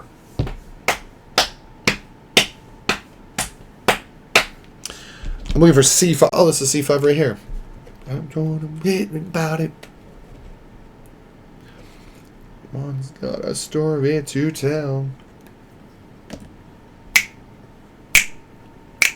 Also, too, Andrea, if you want to put like a emoji, like exclamation point, drop, space, and then an emoji. Oh, the pool nerfed that. You were almost in it, and the pool's like, nah. Small Blueberries had great luck in the drop game almost their entire career here with me in my slim, which I think 3 years, right? If you're still here, Blueberry. If you're not, that's all right.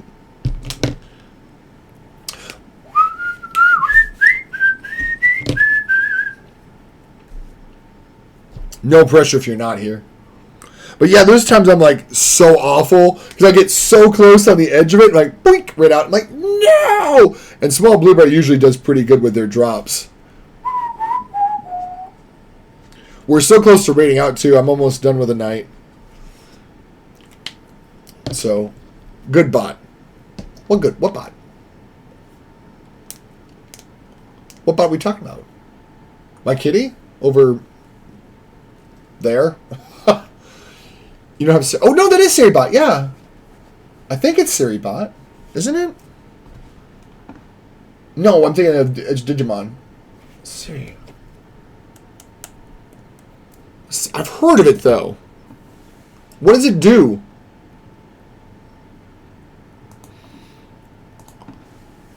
I feel like I know it.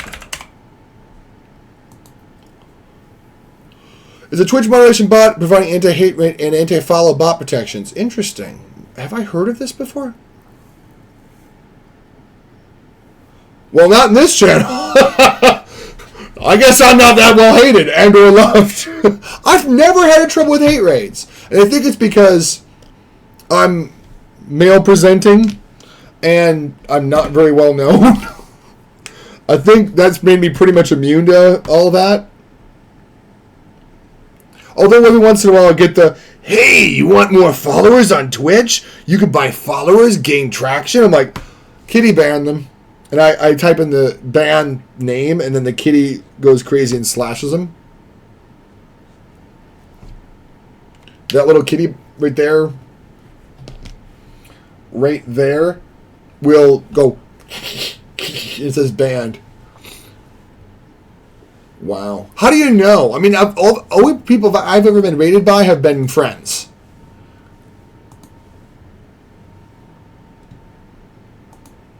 So, like, I got rated by Guitarra. Guitarra has been here for years. I got rated by Debbie Cat. She's somebody I watch in her stream, so that wasn't a bot. I got rated by... trying to think who else I got rated. But all my people I've been rated by the last 5 or 6 raids have all been real people.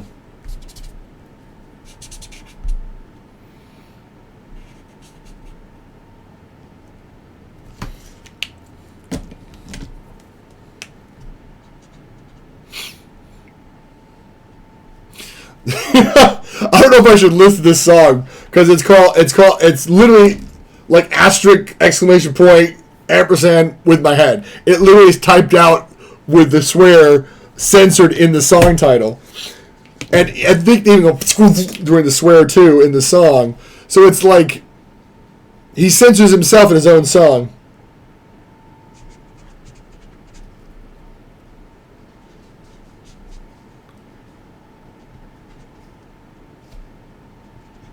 So you can go like he remix sounds it, you know. With my head. He censors in his own song, man. That's great. So get better protection. Just it was a mess yesterday. It was targeting everyone else except associated Moco Loco. Oh, you in Moco Loco? Ooh. Okay, yeah, I'll get protection then. I will take your advice then. See, it's funny because I was just before you came in here. I literally said everybody comes to Andrea's stream. Everybody. I was in there the other day and I saw this person, that person, this person. Because I feel like everybody's in your stream. I'm like, I know that person. Like I would love to say hi to everybody that comes in your stream, but because I recognize almost everybody that comes to your stream. But I'm like, this is your stream, not me to greet everybody's stream. But I feel like I'm so low. I'll get protection though. I will take your advice. But I feel like I'm so low on the totem pole that I'm not a target. They're like, who? What? What now? But I'm not. But I hang out at a lot of science. Yeah. Okay. Yeah. And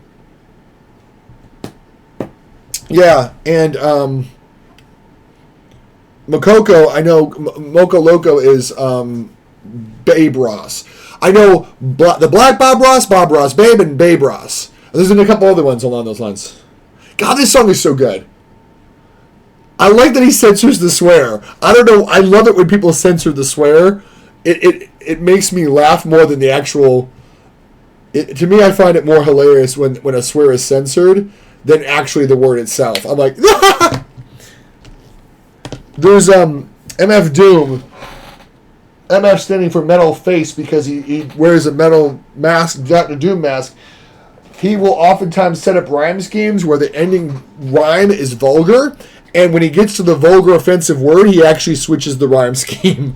So he'll set up a rhyme scheme where you know the next word's going to be a swear, and then he changes right there, doesn't swear, changes the rhyme scheme, and then keeps going. So he sets up what you think is going to be a swear, and then changes it. I'm like, oh. Because it's funnier. It's funnier that you're like, okay, here comes... Oh, no, he didn't say it. Like, he would say something like, fooled around, dropped a glass, stranger things have come to pass, fell down and broke my chair. Like, he'll start it, and then he'll be like, it came to pass, everything fell to ash, and then I fell down and broke my chair. And you're like, ha, I got you, you jerk. Oh no, I haven't applied. Would love to then though. I think I'm not there yet. Oh yeah, it's like there's one I would like to apply. I'm on a stream team now. Are you on a stream team, by the way? I mean Makoko or Moco Loco. So I keep saying Makoko. Makoko is from that show, that movie, Truman Show. Makoko is like the name of one of the coffees in Truman Show that they advertise for incessantly. I would drink Makoko coffee. That's why I think I'm saying Makoko and not Moco Loco. I laugh because Moco is like what? Booger? Crazy booger? Moco Loco? The crazy booger. But I want to play for the creatives one. I'm on a stream team right now. I just know Moco Loco. I'm too new to Twitch. How long have you been on Twitch? You have got a good following for somebody that's brand new.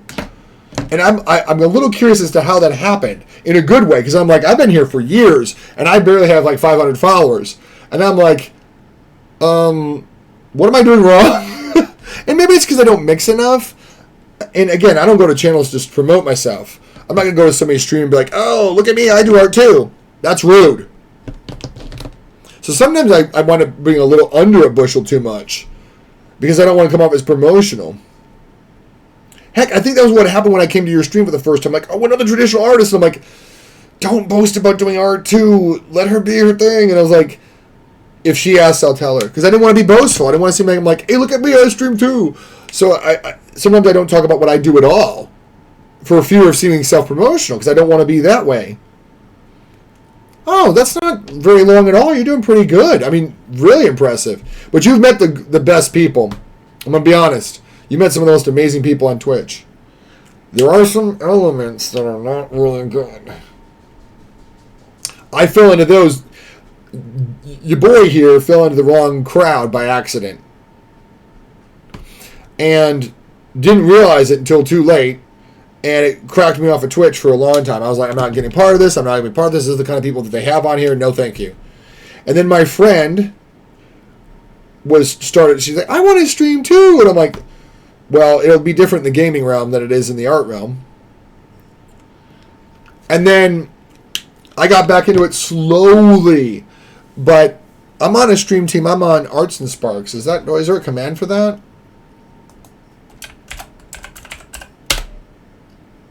That's not it.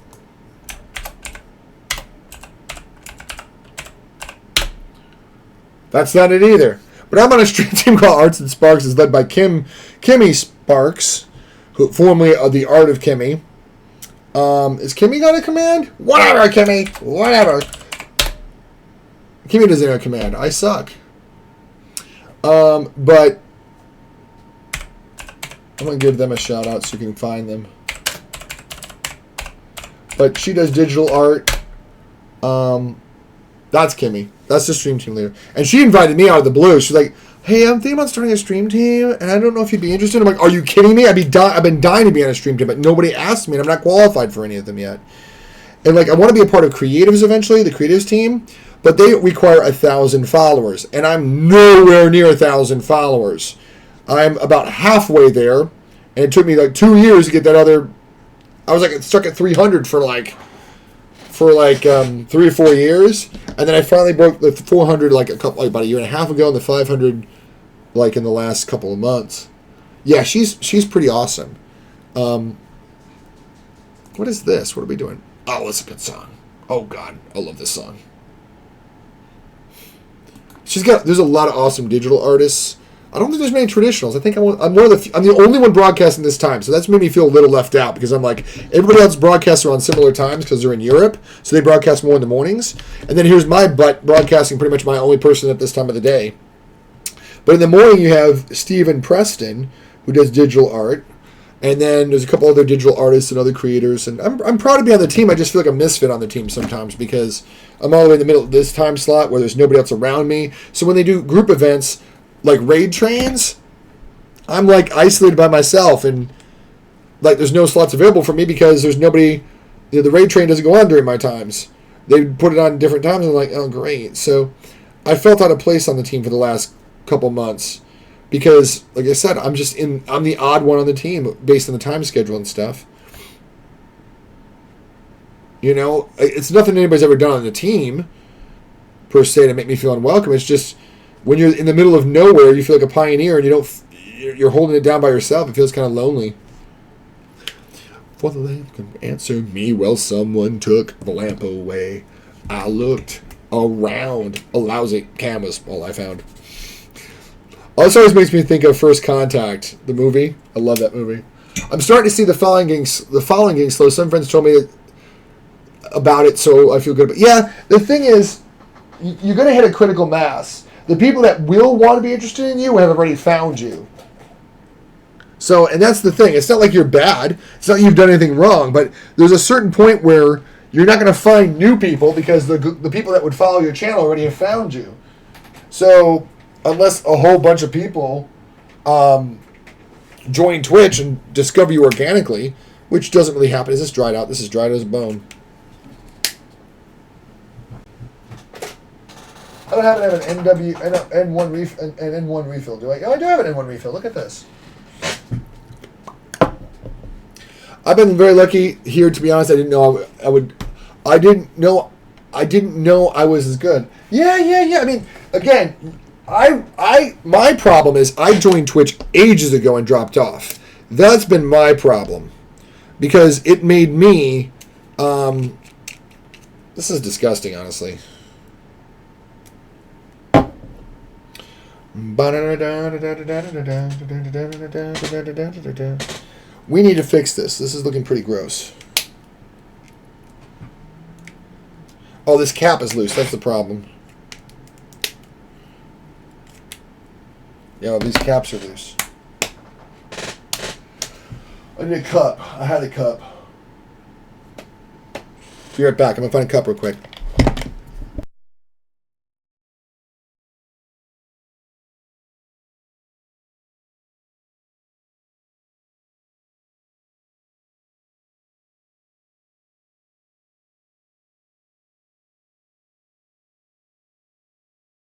And it's been right here. It's been right here the whole time. Bins. I rearranged the bins is what it is.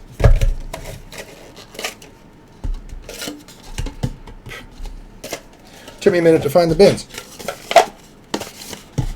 I've been very lucky here.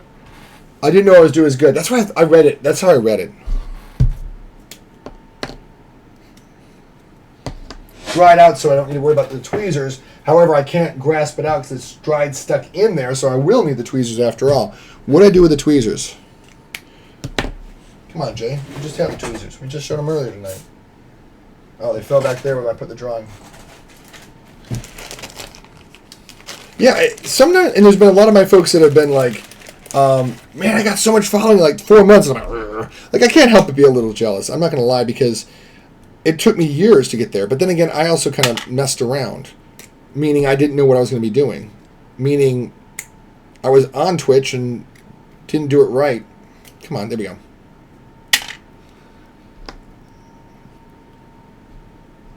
Okay, that's a good point. Yeah, because I was just like, I don't want to be that guy. But I will be more friendly. I just didn't want to, seem like I was mooching off your stream by any stretch. This is colorless blender. And I put some of that on, you can't really see, but I put the fluid on the tips. And we'll soak the tips, and that will get most of the gunk out of there.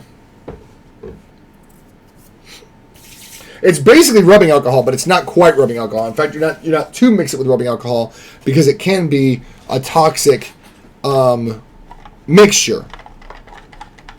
So what you want to do is you want to do what I just did. Put the colorless blender fluid on it.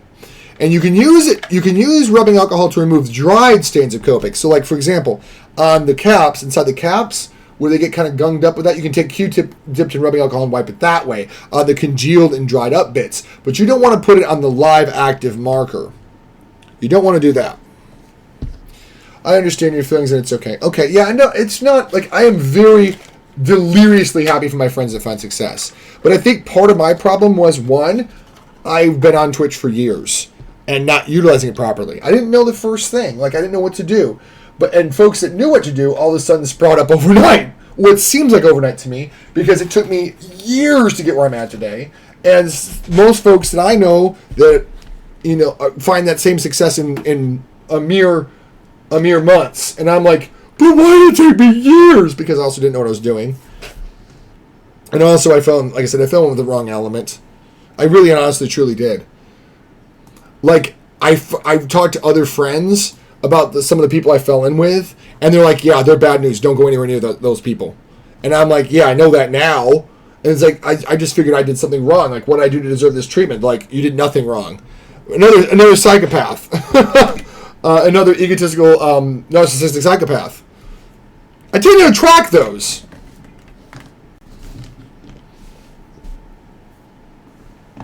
See, and I did zero research. Because you got to remember, when I started streaming, when yours truly started streaming, I didn't have... The artists were just new on Twitch. Like, there was not really a Twitch community for art. It was gaming and, oh yeah, there's these weirdos that do art sometimes on Twitch. You know what I mean? I started actually on Google Hangouts initially. And then I branched out to YouTube Live. And then I got on the Twitch train.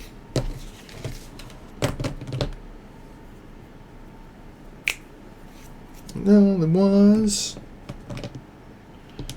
in mind to anyone.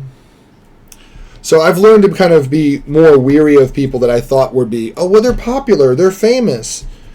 That's not what it's about. Now, and that's why I really loved being asked on Kimmy's team, because almost everybody I've met, and I can say everybody I've met, but as far as I know, everybody on that team is pretty stand-up people.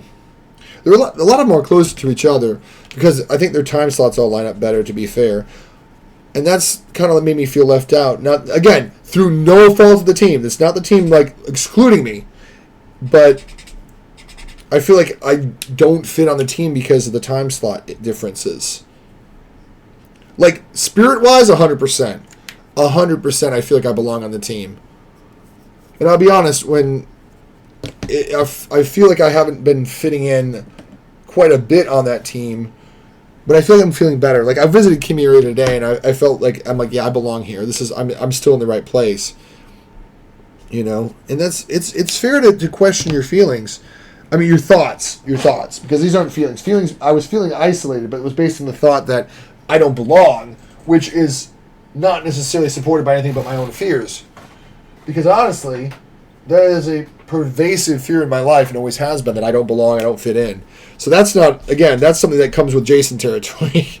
It really does. And I have to remind myself that just because I feel that way, that's just my default feeling. You know, that doesn't mean it's right. It's just that's my default thought. I don't fit in. Well, is it really that I don't fit in, or is it just that default Jason state? It winds up being mostly Jason default state. So, also, I'm a fucking perfectionist, so I couldn't just hop in. But I kind of did just because I waited too. If waited too much, I wouldn't do it. Yeah, it's one of those things. If you stare too long at the door before you jump out of the plane, you're going to stare at the ground beneath you too long, and you're never going to jump. Well, I'm glad you jumped. I'm glad to have met you.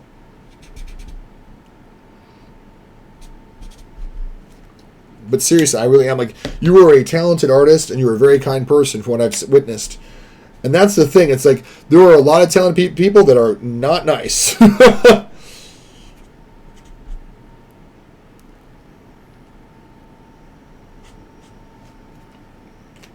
You definitely want to find people that are cool, kind.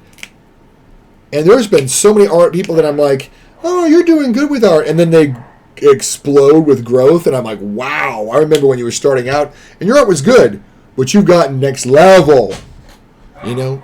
And I'm proud for those people that I've gotten to know. That might be my wife. If that is, let me go. We're going to take a brief break here. Oh, never mind.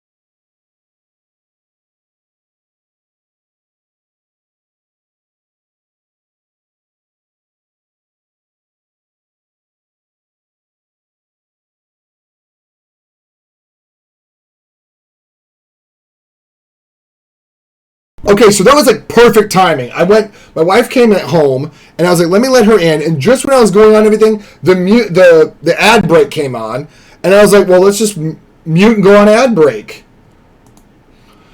Not me getting phone ads because I need one. Oh, right. So I'm not feeling well. So if I'm not feeling well, I don't go to certain streams like that I like. I feel like that sometimes I try. Oh, right. I get you now. I understand. I feel like that sometimes I try to remind myself that through text things can be misunderstood. Right. And I actually had a kind of a huge fight with someone I used to follow quite avidly.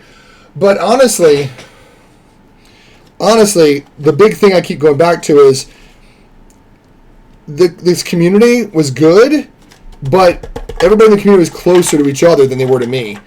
And that doesn't mean I wasn't welcome, but I even told them I just need to take a break because honestly, I don't feel welcome in your community anymore. And then I said, I don't want to argue, I don't want to, and then they blocked me.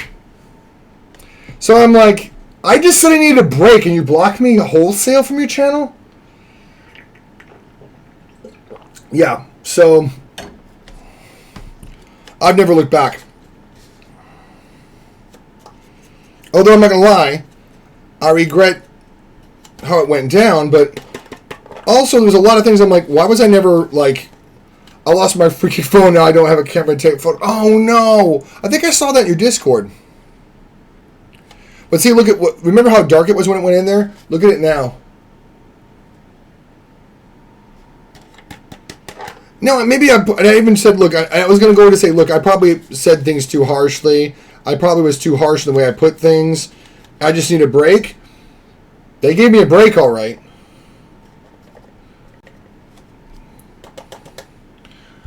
And the thing is, I don't even see them on Twitch anymore. And it's not because they blocked me. I could watch their streams even though I couldn't type in their chat.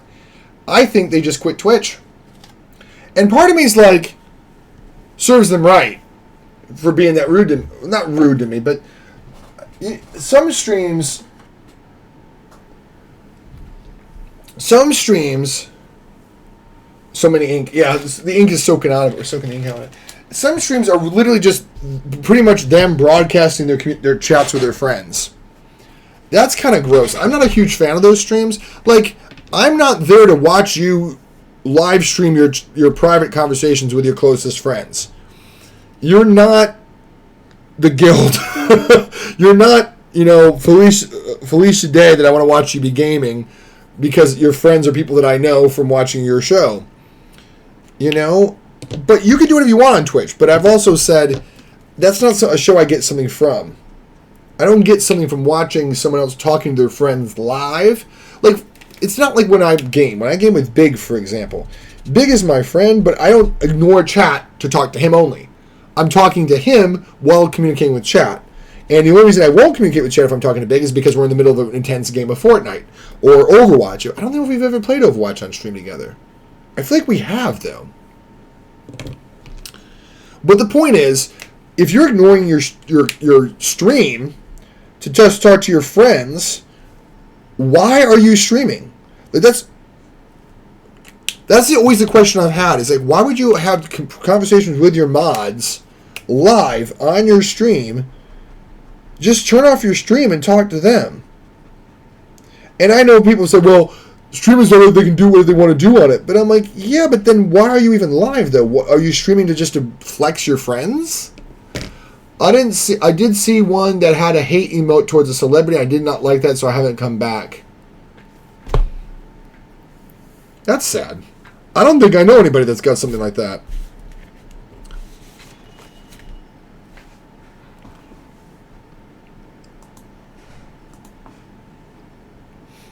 Oh, this is General Quiet. I don't want to. It's a good song. I don't want to listen to it right now. That's kind of icky. Like, to me, I'd rather celebrate what I like than put down. I think we've got too much of an emphasis on hating what we don't like. And at the end of the day, I was raised in a very Christian household, and the verse that sticks up to me is, whatever is praiseworthy, whatever is noble, think on these things. Not, in other words, don't sit there and hate on people or hate on the things you don't like. Focus on what you, and it's okay to not to talk about the things that make you uncomfortable. That's okay. Like we talked about a couple of those things.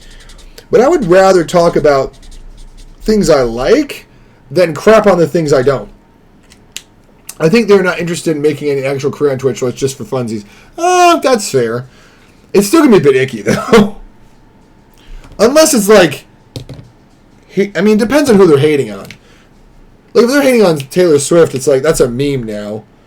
I don't know that I'd be crazy about that, but it's like, yeah, I get it. It's a meme now. A lot of people hate on her. Like, one of my friends makes jokes about hating on her because he actually admires her quite a bit. In the sense that he's like, y'all are stressed, like when everybody would focus on the Super Bowl and her participation of being in the stands. He goes, y'all are focused on the wrong thing. Y'all are too busy looking at the stands, looking at her and complaining about that. Let her be if she wants to go to a game. And so he was calling out people that were hating on her and people, or fans. He's like, there's worse things to be thinking about than whether or not Taylor Swift is at the stands. Let people enjoy that. Like, if that's what they want to enjoy, let them enjoy that. And I'm like, exactly. And I hate to use this expression, but don't yuck somebody's yum, you know? My philosophy is, if you're not hurting yourself and you're not hurting anybody else, enjoy it. Our streams should be safe places. I agree. I want mine to be a bit more what they call comfy cozy, but that's ripping off Devi Cat. Devi Cat does that. She wants her streams to be comfy and cozy. And I love that. I did see what... Okay, I think they're not interested... Okay, we saw that. Our streams should be safe places to feel good or better. Why include the hate? Exactly. Again, why direct your energies into... Unless it's a meme. Like, if it's a meme thing, and even then I'd be like, you don't want to give the wrong energy. You don't want people to just assume you're full of hate. Like, what would I have done if I had an emote like that? I would probably... Don't take this the wrong way. I would have probably Kristen Stewart. But then I would immediately say, yeah, it's a meme, because at the end of the day, Kristen Stewart is actually a really good actress when they give her a chance. Like, she was great in, I rather liked her in the new Charlie's Angels. I loved her in Spencer. Gosh, she played a great Princess Diana, Lady Diana. That's why I don't love politics and religion in chat, yeah. Sometimes I drift to that, and I'm like, guys, we're wrapping up this topic. Because there's a lot of things I'm passionate about, but I don't want to upset anybody if somebody has a different belief. I try to stick to the things that seem like common sense. Like, for example, and I'm going to go do one topic, I'm going to bounce out of it because I don't want to dwell on it. And that is, why are we banning TikTok because of who owns it? Why? Just regulate it. And the reason this is relevant to artists, TikTok is one of the best algorithms for artists. This is going to hurt artists.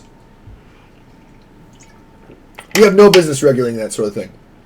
Anyway, that's my 2 cents on that. And we touched it. Moving on. A lot of people want to talk about what they want. If someone who hurt them IRL, but for stream, it's a no-no. Yeah, I get you. Because you don't want to have icky vibes and put people down. What is this? Like you said, these streams, and I agree with you 100%. 100%. This should be where we let go of stuff. This is where we should be enjoying. My streaming, very rarely is it a chore. Very rarely have I ever felt obligated to stream.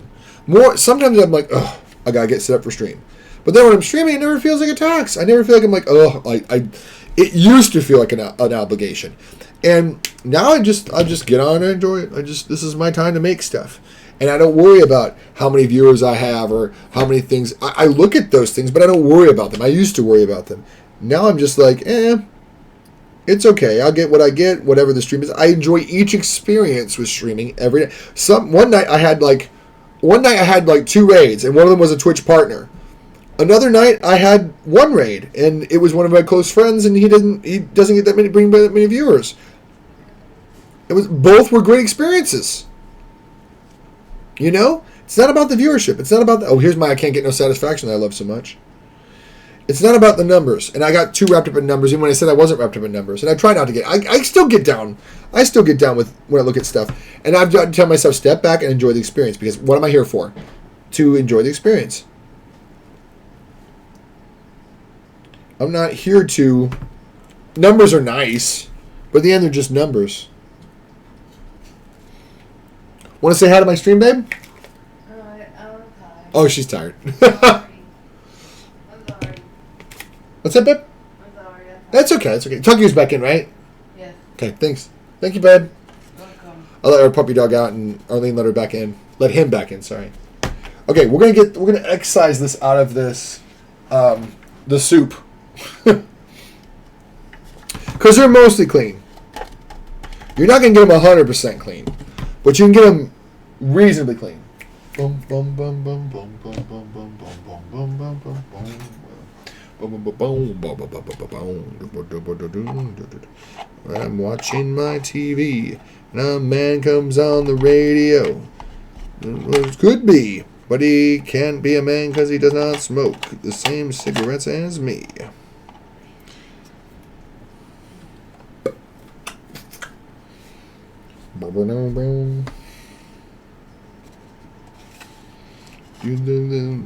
I'm banging this and I'm doing that and I'm trying to get some girl. Tell me, baby, baby, baby, baby, baby, baby, baby, baby, baby, baby, baby.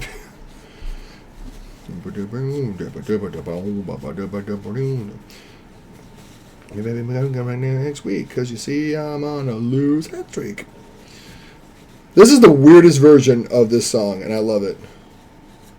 This is by Devo who did, Whip It. Satisfaction. Satisfaction.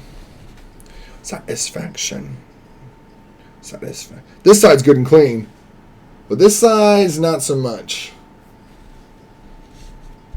Satisfaction.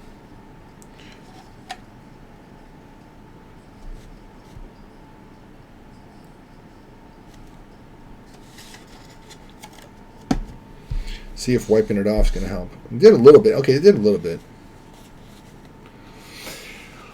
Yeah, it does a pretty good job of it. It helps if you actually get like a little bit of the fluid on there and then wipe it off directly. That seems to be helping me more than anything else right now. And a lot of it will melt off with when I do more of it, but right now that's not so bad. That's not so bad right there.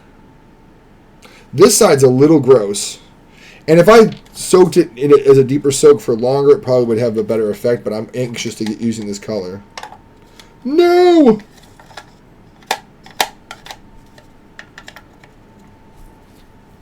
Come on. Come on, get loose. It keeps wanting to lay flat in that quarter. There we go. And this is the brush tip. The brush tip usually comes out nicer. No, come back over here. The brush tip usually comes out a lot nicer. Because the brush tip is actually a foam core.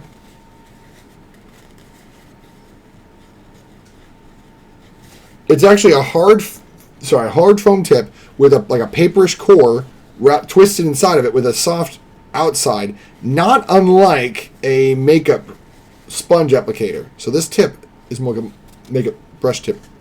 The makeup sponges.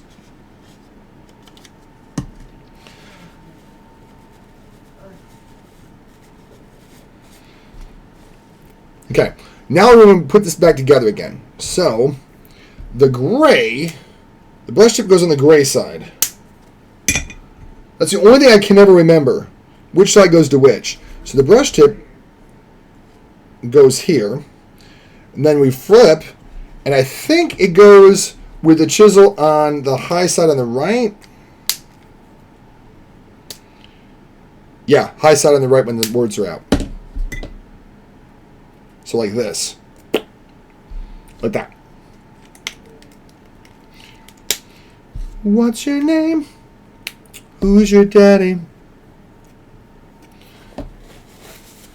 Has he taken any time to show you what you need to live? I need to put this aside, so. This is a different mix, too. This is not the mix I'm used to. That organ is really hitting it hard. This is got to be an alternate mix. Oh, this is original studio recordings. I feel like they were alternative mix. Yeah, I was going to say, this isn't the real legit mix. This is one they tried, and they're like, I'm not sure if we like it. So we do the same thing. Now, the traditional method is to take a needle and stick it in there.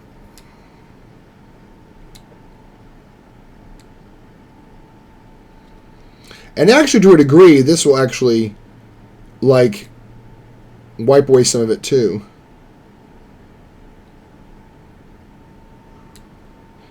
But you can usually tell when it's full when the tip of the marker starts swelling with the color. You can see it's still a little gray still.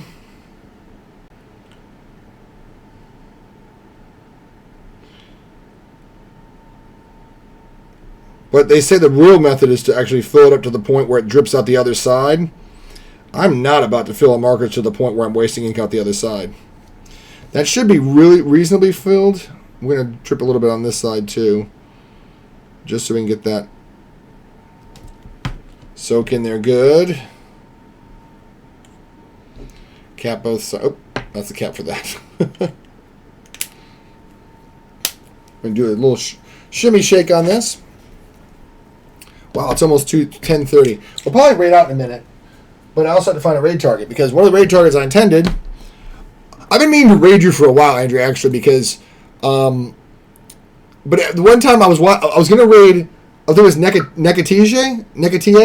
Neka from Australia, but you need to have 5 viewers to raid her because she's got it locked down to prevent hate bots herself. So I was like, okay, we'll raid her tonight. Before I could get to her, she'd raided you. And before I could raid you, you raided out to somebody else. And I'm like, literally one raid target raided the other raid target and then raided out to a third party. I filled this marker and I can't remember what I was doing it for. I mean, obviously for the drawing, but I can't remember which section of the drawing I was going to work on with this. Well, we'll noodle around with it for a quick and then we'll probably find a target to raid out to and call it a night.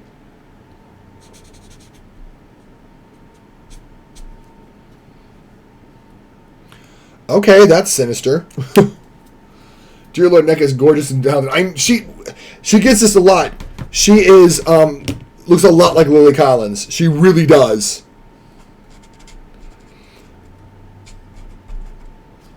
Is it Lily Collins I'm thinking of? But she really does look like Lily Collins. I've seen a movie with Mank about Herman Mankiewicz. It's on Netflix, and honestly, every time I see that movie, I think of her because she looks like it. She does look like that. Have you been to science? I've heard of them, and I've been there a little bit. I usually raid to art channels exclusively. Not only, but primarily. But I've heard of science. It's science, right? I know I follow them. I did at one point. I don't think I unfollowed them.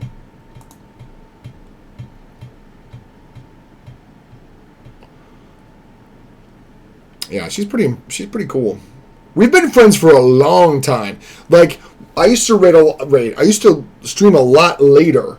I used to stream at like 9 to 11-ish, 12-ish, and when I was getting off, she would be just getting on. So she was my frequent raid target a bunch of times. But now she rarely streams at the same time, and I'm almost always raid off by 10:30 if I can help it.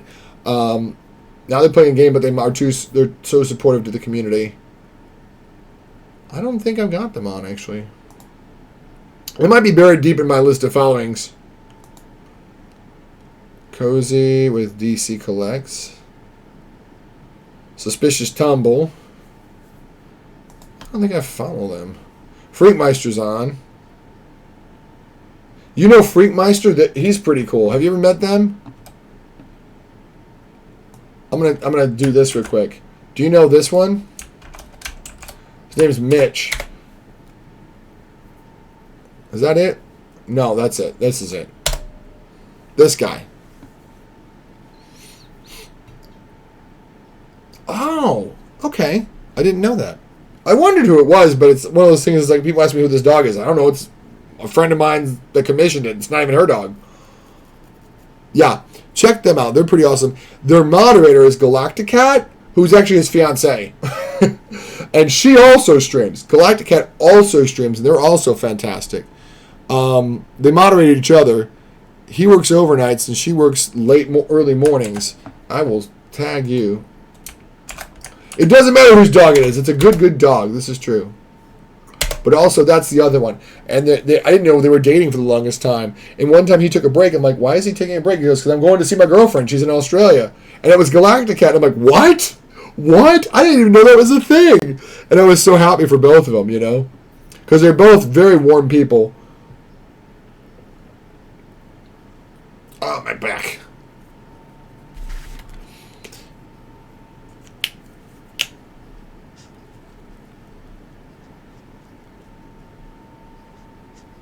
I keep promising I'm going to raid out, and then I keep working on this.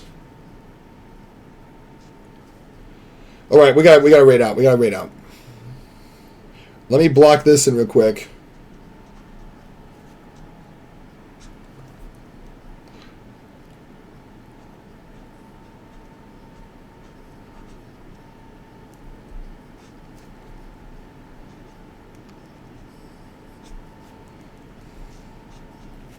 There we go.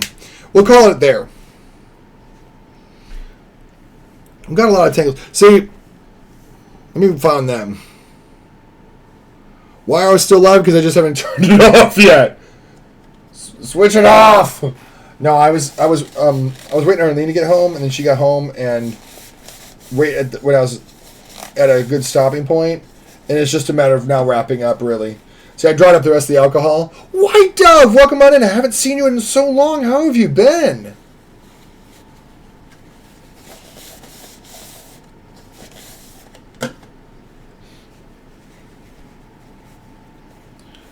I'm glad to hear that, White Dove. White Dove dropped in my stream for the first time when I was doing a long 8-hour all-nighter, and they kept me company for the most of that part, which was very much appreciated.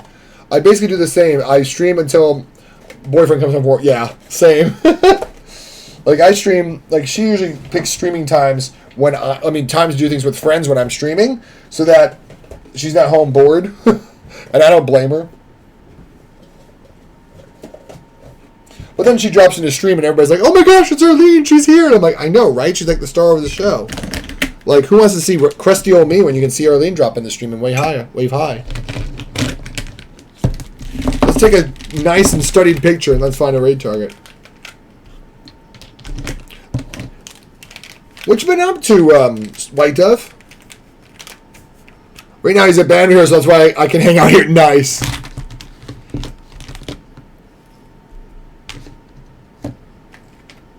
Couple markers. Not a bunch. I overloaded with too many. Copic, you need to pay attention and actually showcase me in your stuff. Copic.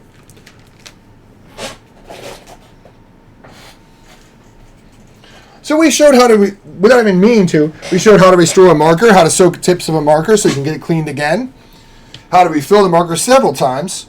It worked out pretty good. Wouldn't even mean to do all that stuff, but I love doing that because a lot of times folks don't even know. That's why I don't mind sinking so much money into Copics, because you can restore them literally to a brand new marker and not discard the cases. I wish Copic could almost lean very heavily into the, hey, we're eco-friendly, because, they probably don't, because people would probably just say, oh, but the chemicals used are toxic, and that might be the case, but a lot of art chemicals are toxic. But at the same time, being able to replace all your marker from beginning to end without wasting any cases is very eco-friendly. We're going to probably raid them. I finished filming for drama. Oh, nice. What'd you make, White Dove? What'd you film? If you haven't, I strongly recommend it's another community, so it would be really good. Okay, I'm gonna go. I'm gonna find their, click on the thing. Where are they?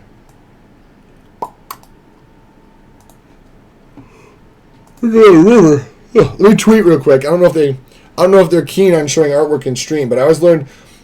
I know it's kind of self-promotional to do this, but better to tweet or get a link ready, because you don't want to scramble for a link at the end, at the last second.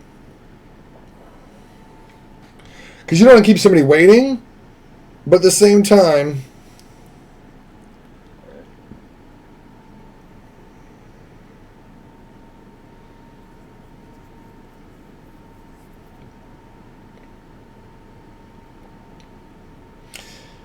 I got blasted with all these Overwatch things.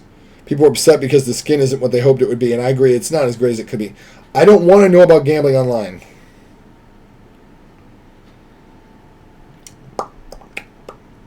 I gotta edit the photo real quick. I can understand your struggle now, Andrea. Yeah, and that's what I'm saying. That's why I try to diversify. Because you don't want to raid the same 5 people. I raid my friends a lot, but I don't raid them all in the same week. I'll raid them on different days. Because I want to support them, but I also don't want, like you said, you don't want to run into the same... You don't want to keep introducing the same people to the same people over and over again. No one grows from that. Like, pretty much all my friends are Pegleg's friends, and pretty much all Pegleg's friends are my friends. So, like, we already know each other. He's not gonna get any new followers from me, because pretty much everybody on my stream follows him already. They already know how awesome he is. And it's not a judgment. It's just like you said, you got to meet new people, or you're never gonna grow. Let me tweet this real quick.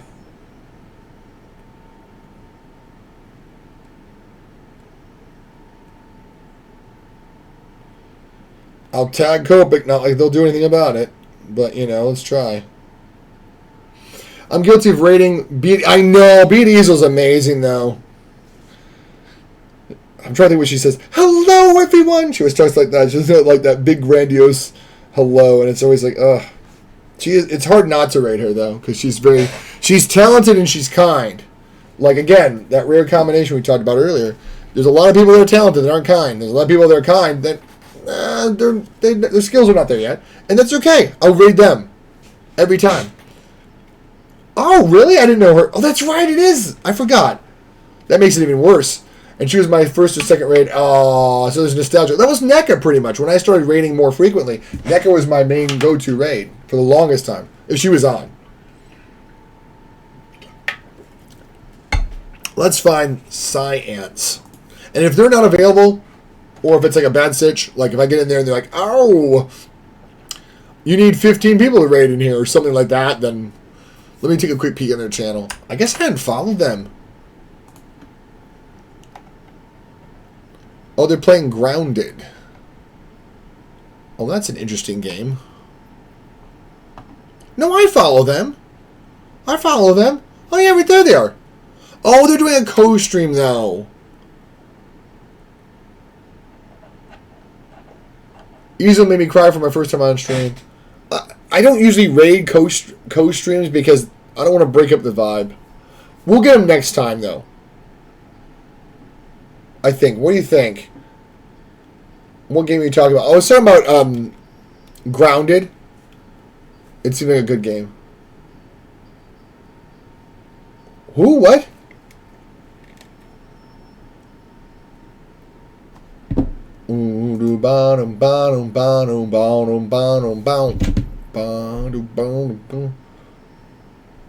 Yeah, I don't like rating when people are doing a co-stream because it feels like I'm interrupting something. Like that should be, when you're doing a co-stream like that, you should be focusing on your friend. Because it's a co-stream. You're doing it together. You're there watching them be together. That's the focus of the stream. It's not like when I'm streaming, I talk to you guys. I don't have like a Discord call up talking. There's times I talk to Big in the stream though, but I don't talk only to Big. I talk to Big and I talk to the stream if the stream talks to me. And I'm like, guys, do not talk to me because Big's talking to me. Big and I are talking to all of you if he's got chat open. So I just try not to raid when they're doing a co-stream. I follow them though. We'll make it a point to go there again. No, don't worry about it. Let's go raid Freakmeister. I feel like it's appropriate since I'm working on a doggo, and he's always a pet. He's probably Twitch's premier pet artist. Honestly, his work is phenomenal. And the thing is, he started here. If you come by again, remind me, because I do like changing things up. And you're right. You're absolutely right what you said. I shouldn't keep the same things over and over again. But it's been a while since I rated Mitch. But anyway, Mitch started here. Let's go here. He's like here now. Like if the top was here, like the top 10% was in here, he was like already started here. But I've seen him go to here since I've watched him. And I'm like, how do you get better when you're already great? And he did it. His stuff is phenomenal. He's like literally, it's crazy. The first time I joined, you were live was a year ago when I turned 17. Now I'm turning 18. Wow, when's your birthday? Is it now? Type follow age. Type exclamation point follow age. That's not it.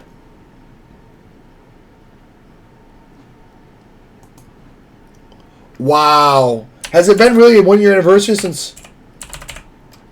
What if I do with follow age if it'll tell me how long I've been following? I'm not following myself. How crazy. I'm not following myself, guys. I'm my own worst critic. It's 2 against 1. Happy young birthday.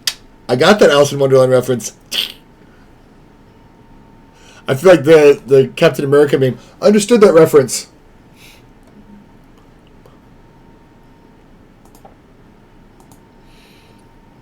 And there comes my Alice in Wonderland themed comic I'm still going to work on. Like right on cue. 7 months. Well, you may have viewed me before you followed me. So you probably didn't follow me for a long time. So that makes sense. Because I remember that. It was right on your birthday. I was like, why are you here if it's your birthday? I remember saying that. That was the all-nighter I was doing. I remember that. And I was like, why are you here at like 4 a.m. on your birthday? Have you really been following me that long? 20 days? 7 months? Good gosh. It feels like so much longer. Yeah, I remember you talked about that, and I felt bad about that. I'm like, well, celebrate with us here. Mostly me, because I was up at like 2 a.m. Freakmeister. Not Freakazoid. Freakmeister. Plus, he's got 6 viewers. Let's dogpile onto that. Shouldn't that be longer? What? No. I met you like a month ago. How would you follow? And there's been people that have been like, oh my god, I never followed you. I would rather find out you had followed me, and it's been only 20 days, than find out that you hadn't. I appreciate that you did. To me, that makes me go, I'm flattered. Let's go show Mitch some love. Because Mitch is incredible. I'm going to pause that song because it was weird, but I'm going to listen to it later. Alright, but Mitch is incredible. I followed later. Yeah, exactly. No. She was saying they should have been following for longer than 20 days. Right. Yeah, they weren't shaming you, they were shaming themselves. But it's because we just met Andrea. But yeah, I figured you probably dropped in manually for the most part and then followed me later on. And I'm glad you did. I really am glad you did, because White Dev, I really appreciate your company that night. No, you're fine. You were like, I just didn't do it. I'm like, it wasn't an attack on you. They were self-deprecating. It wasn't. We don't promote that here. No, that's all right. It's all right, guys. I love you. I'll be back. Actually, I will be taking this Tuesday off. I'm doing a break this Tuesday, but I'll be back next Thursday. Yeah, see, I knew Andrea wouldn't even be worried about that. I'll be back next Thursday. So a week from today, no stream this Tuesday, but I'll be back a week from today. Let's go raid Mitch. Oh, we're waiting out. Bye. It's 2 seconds. Bye.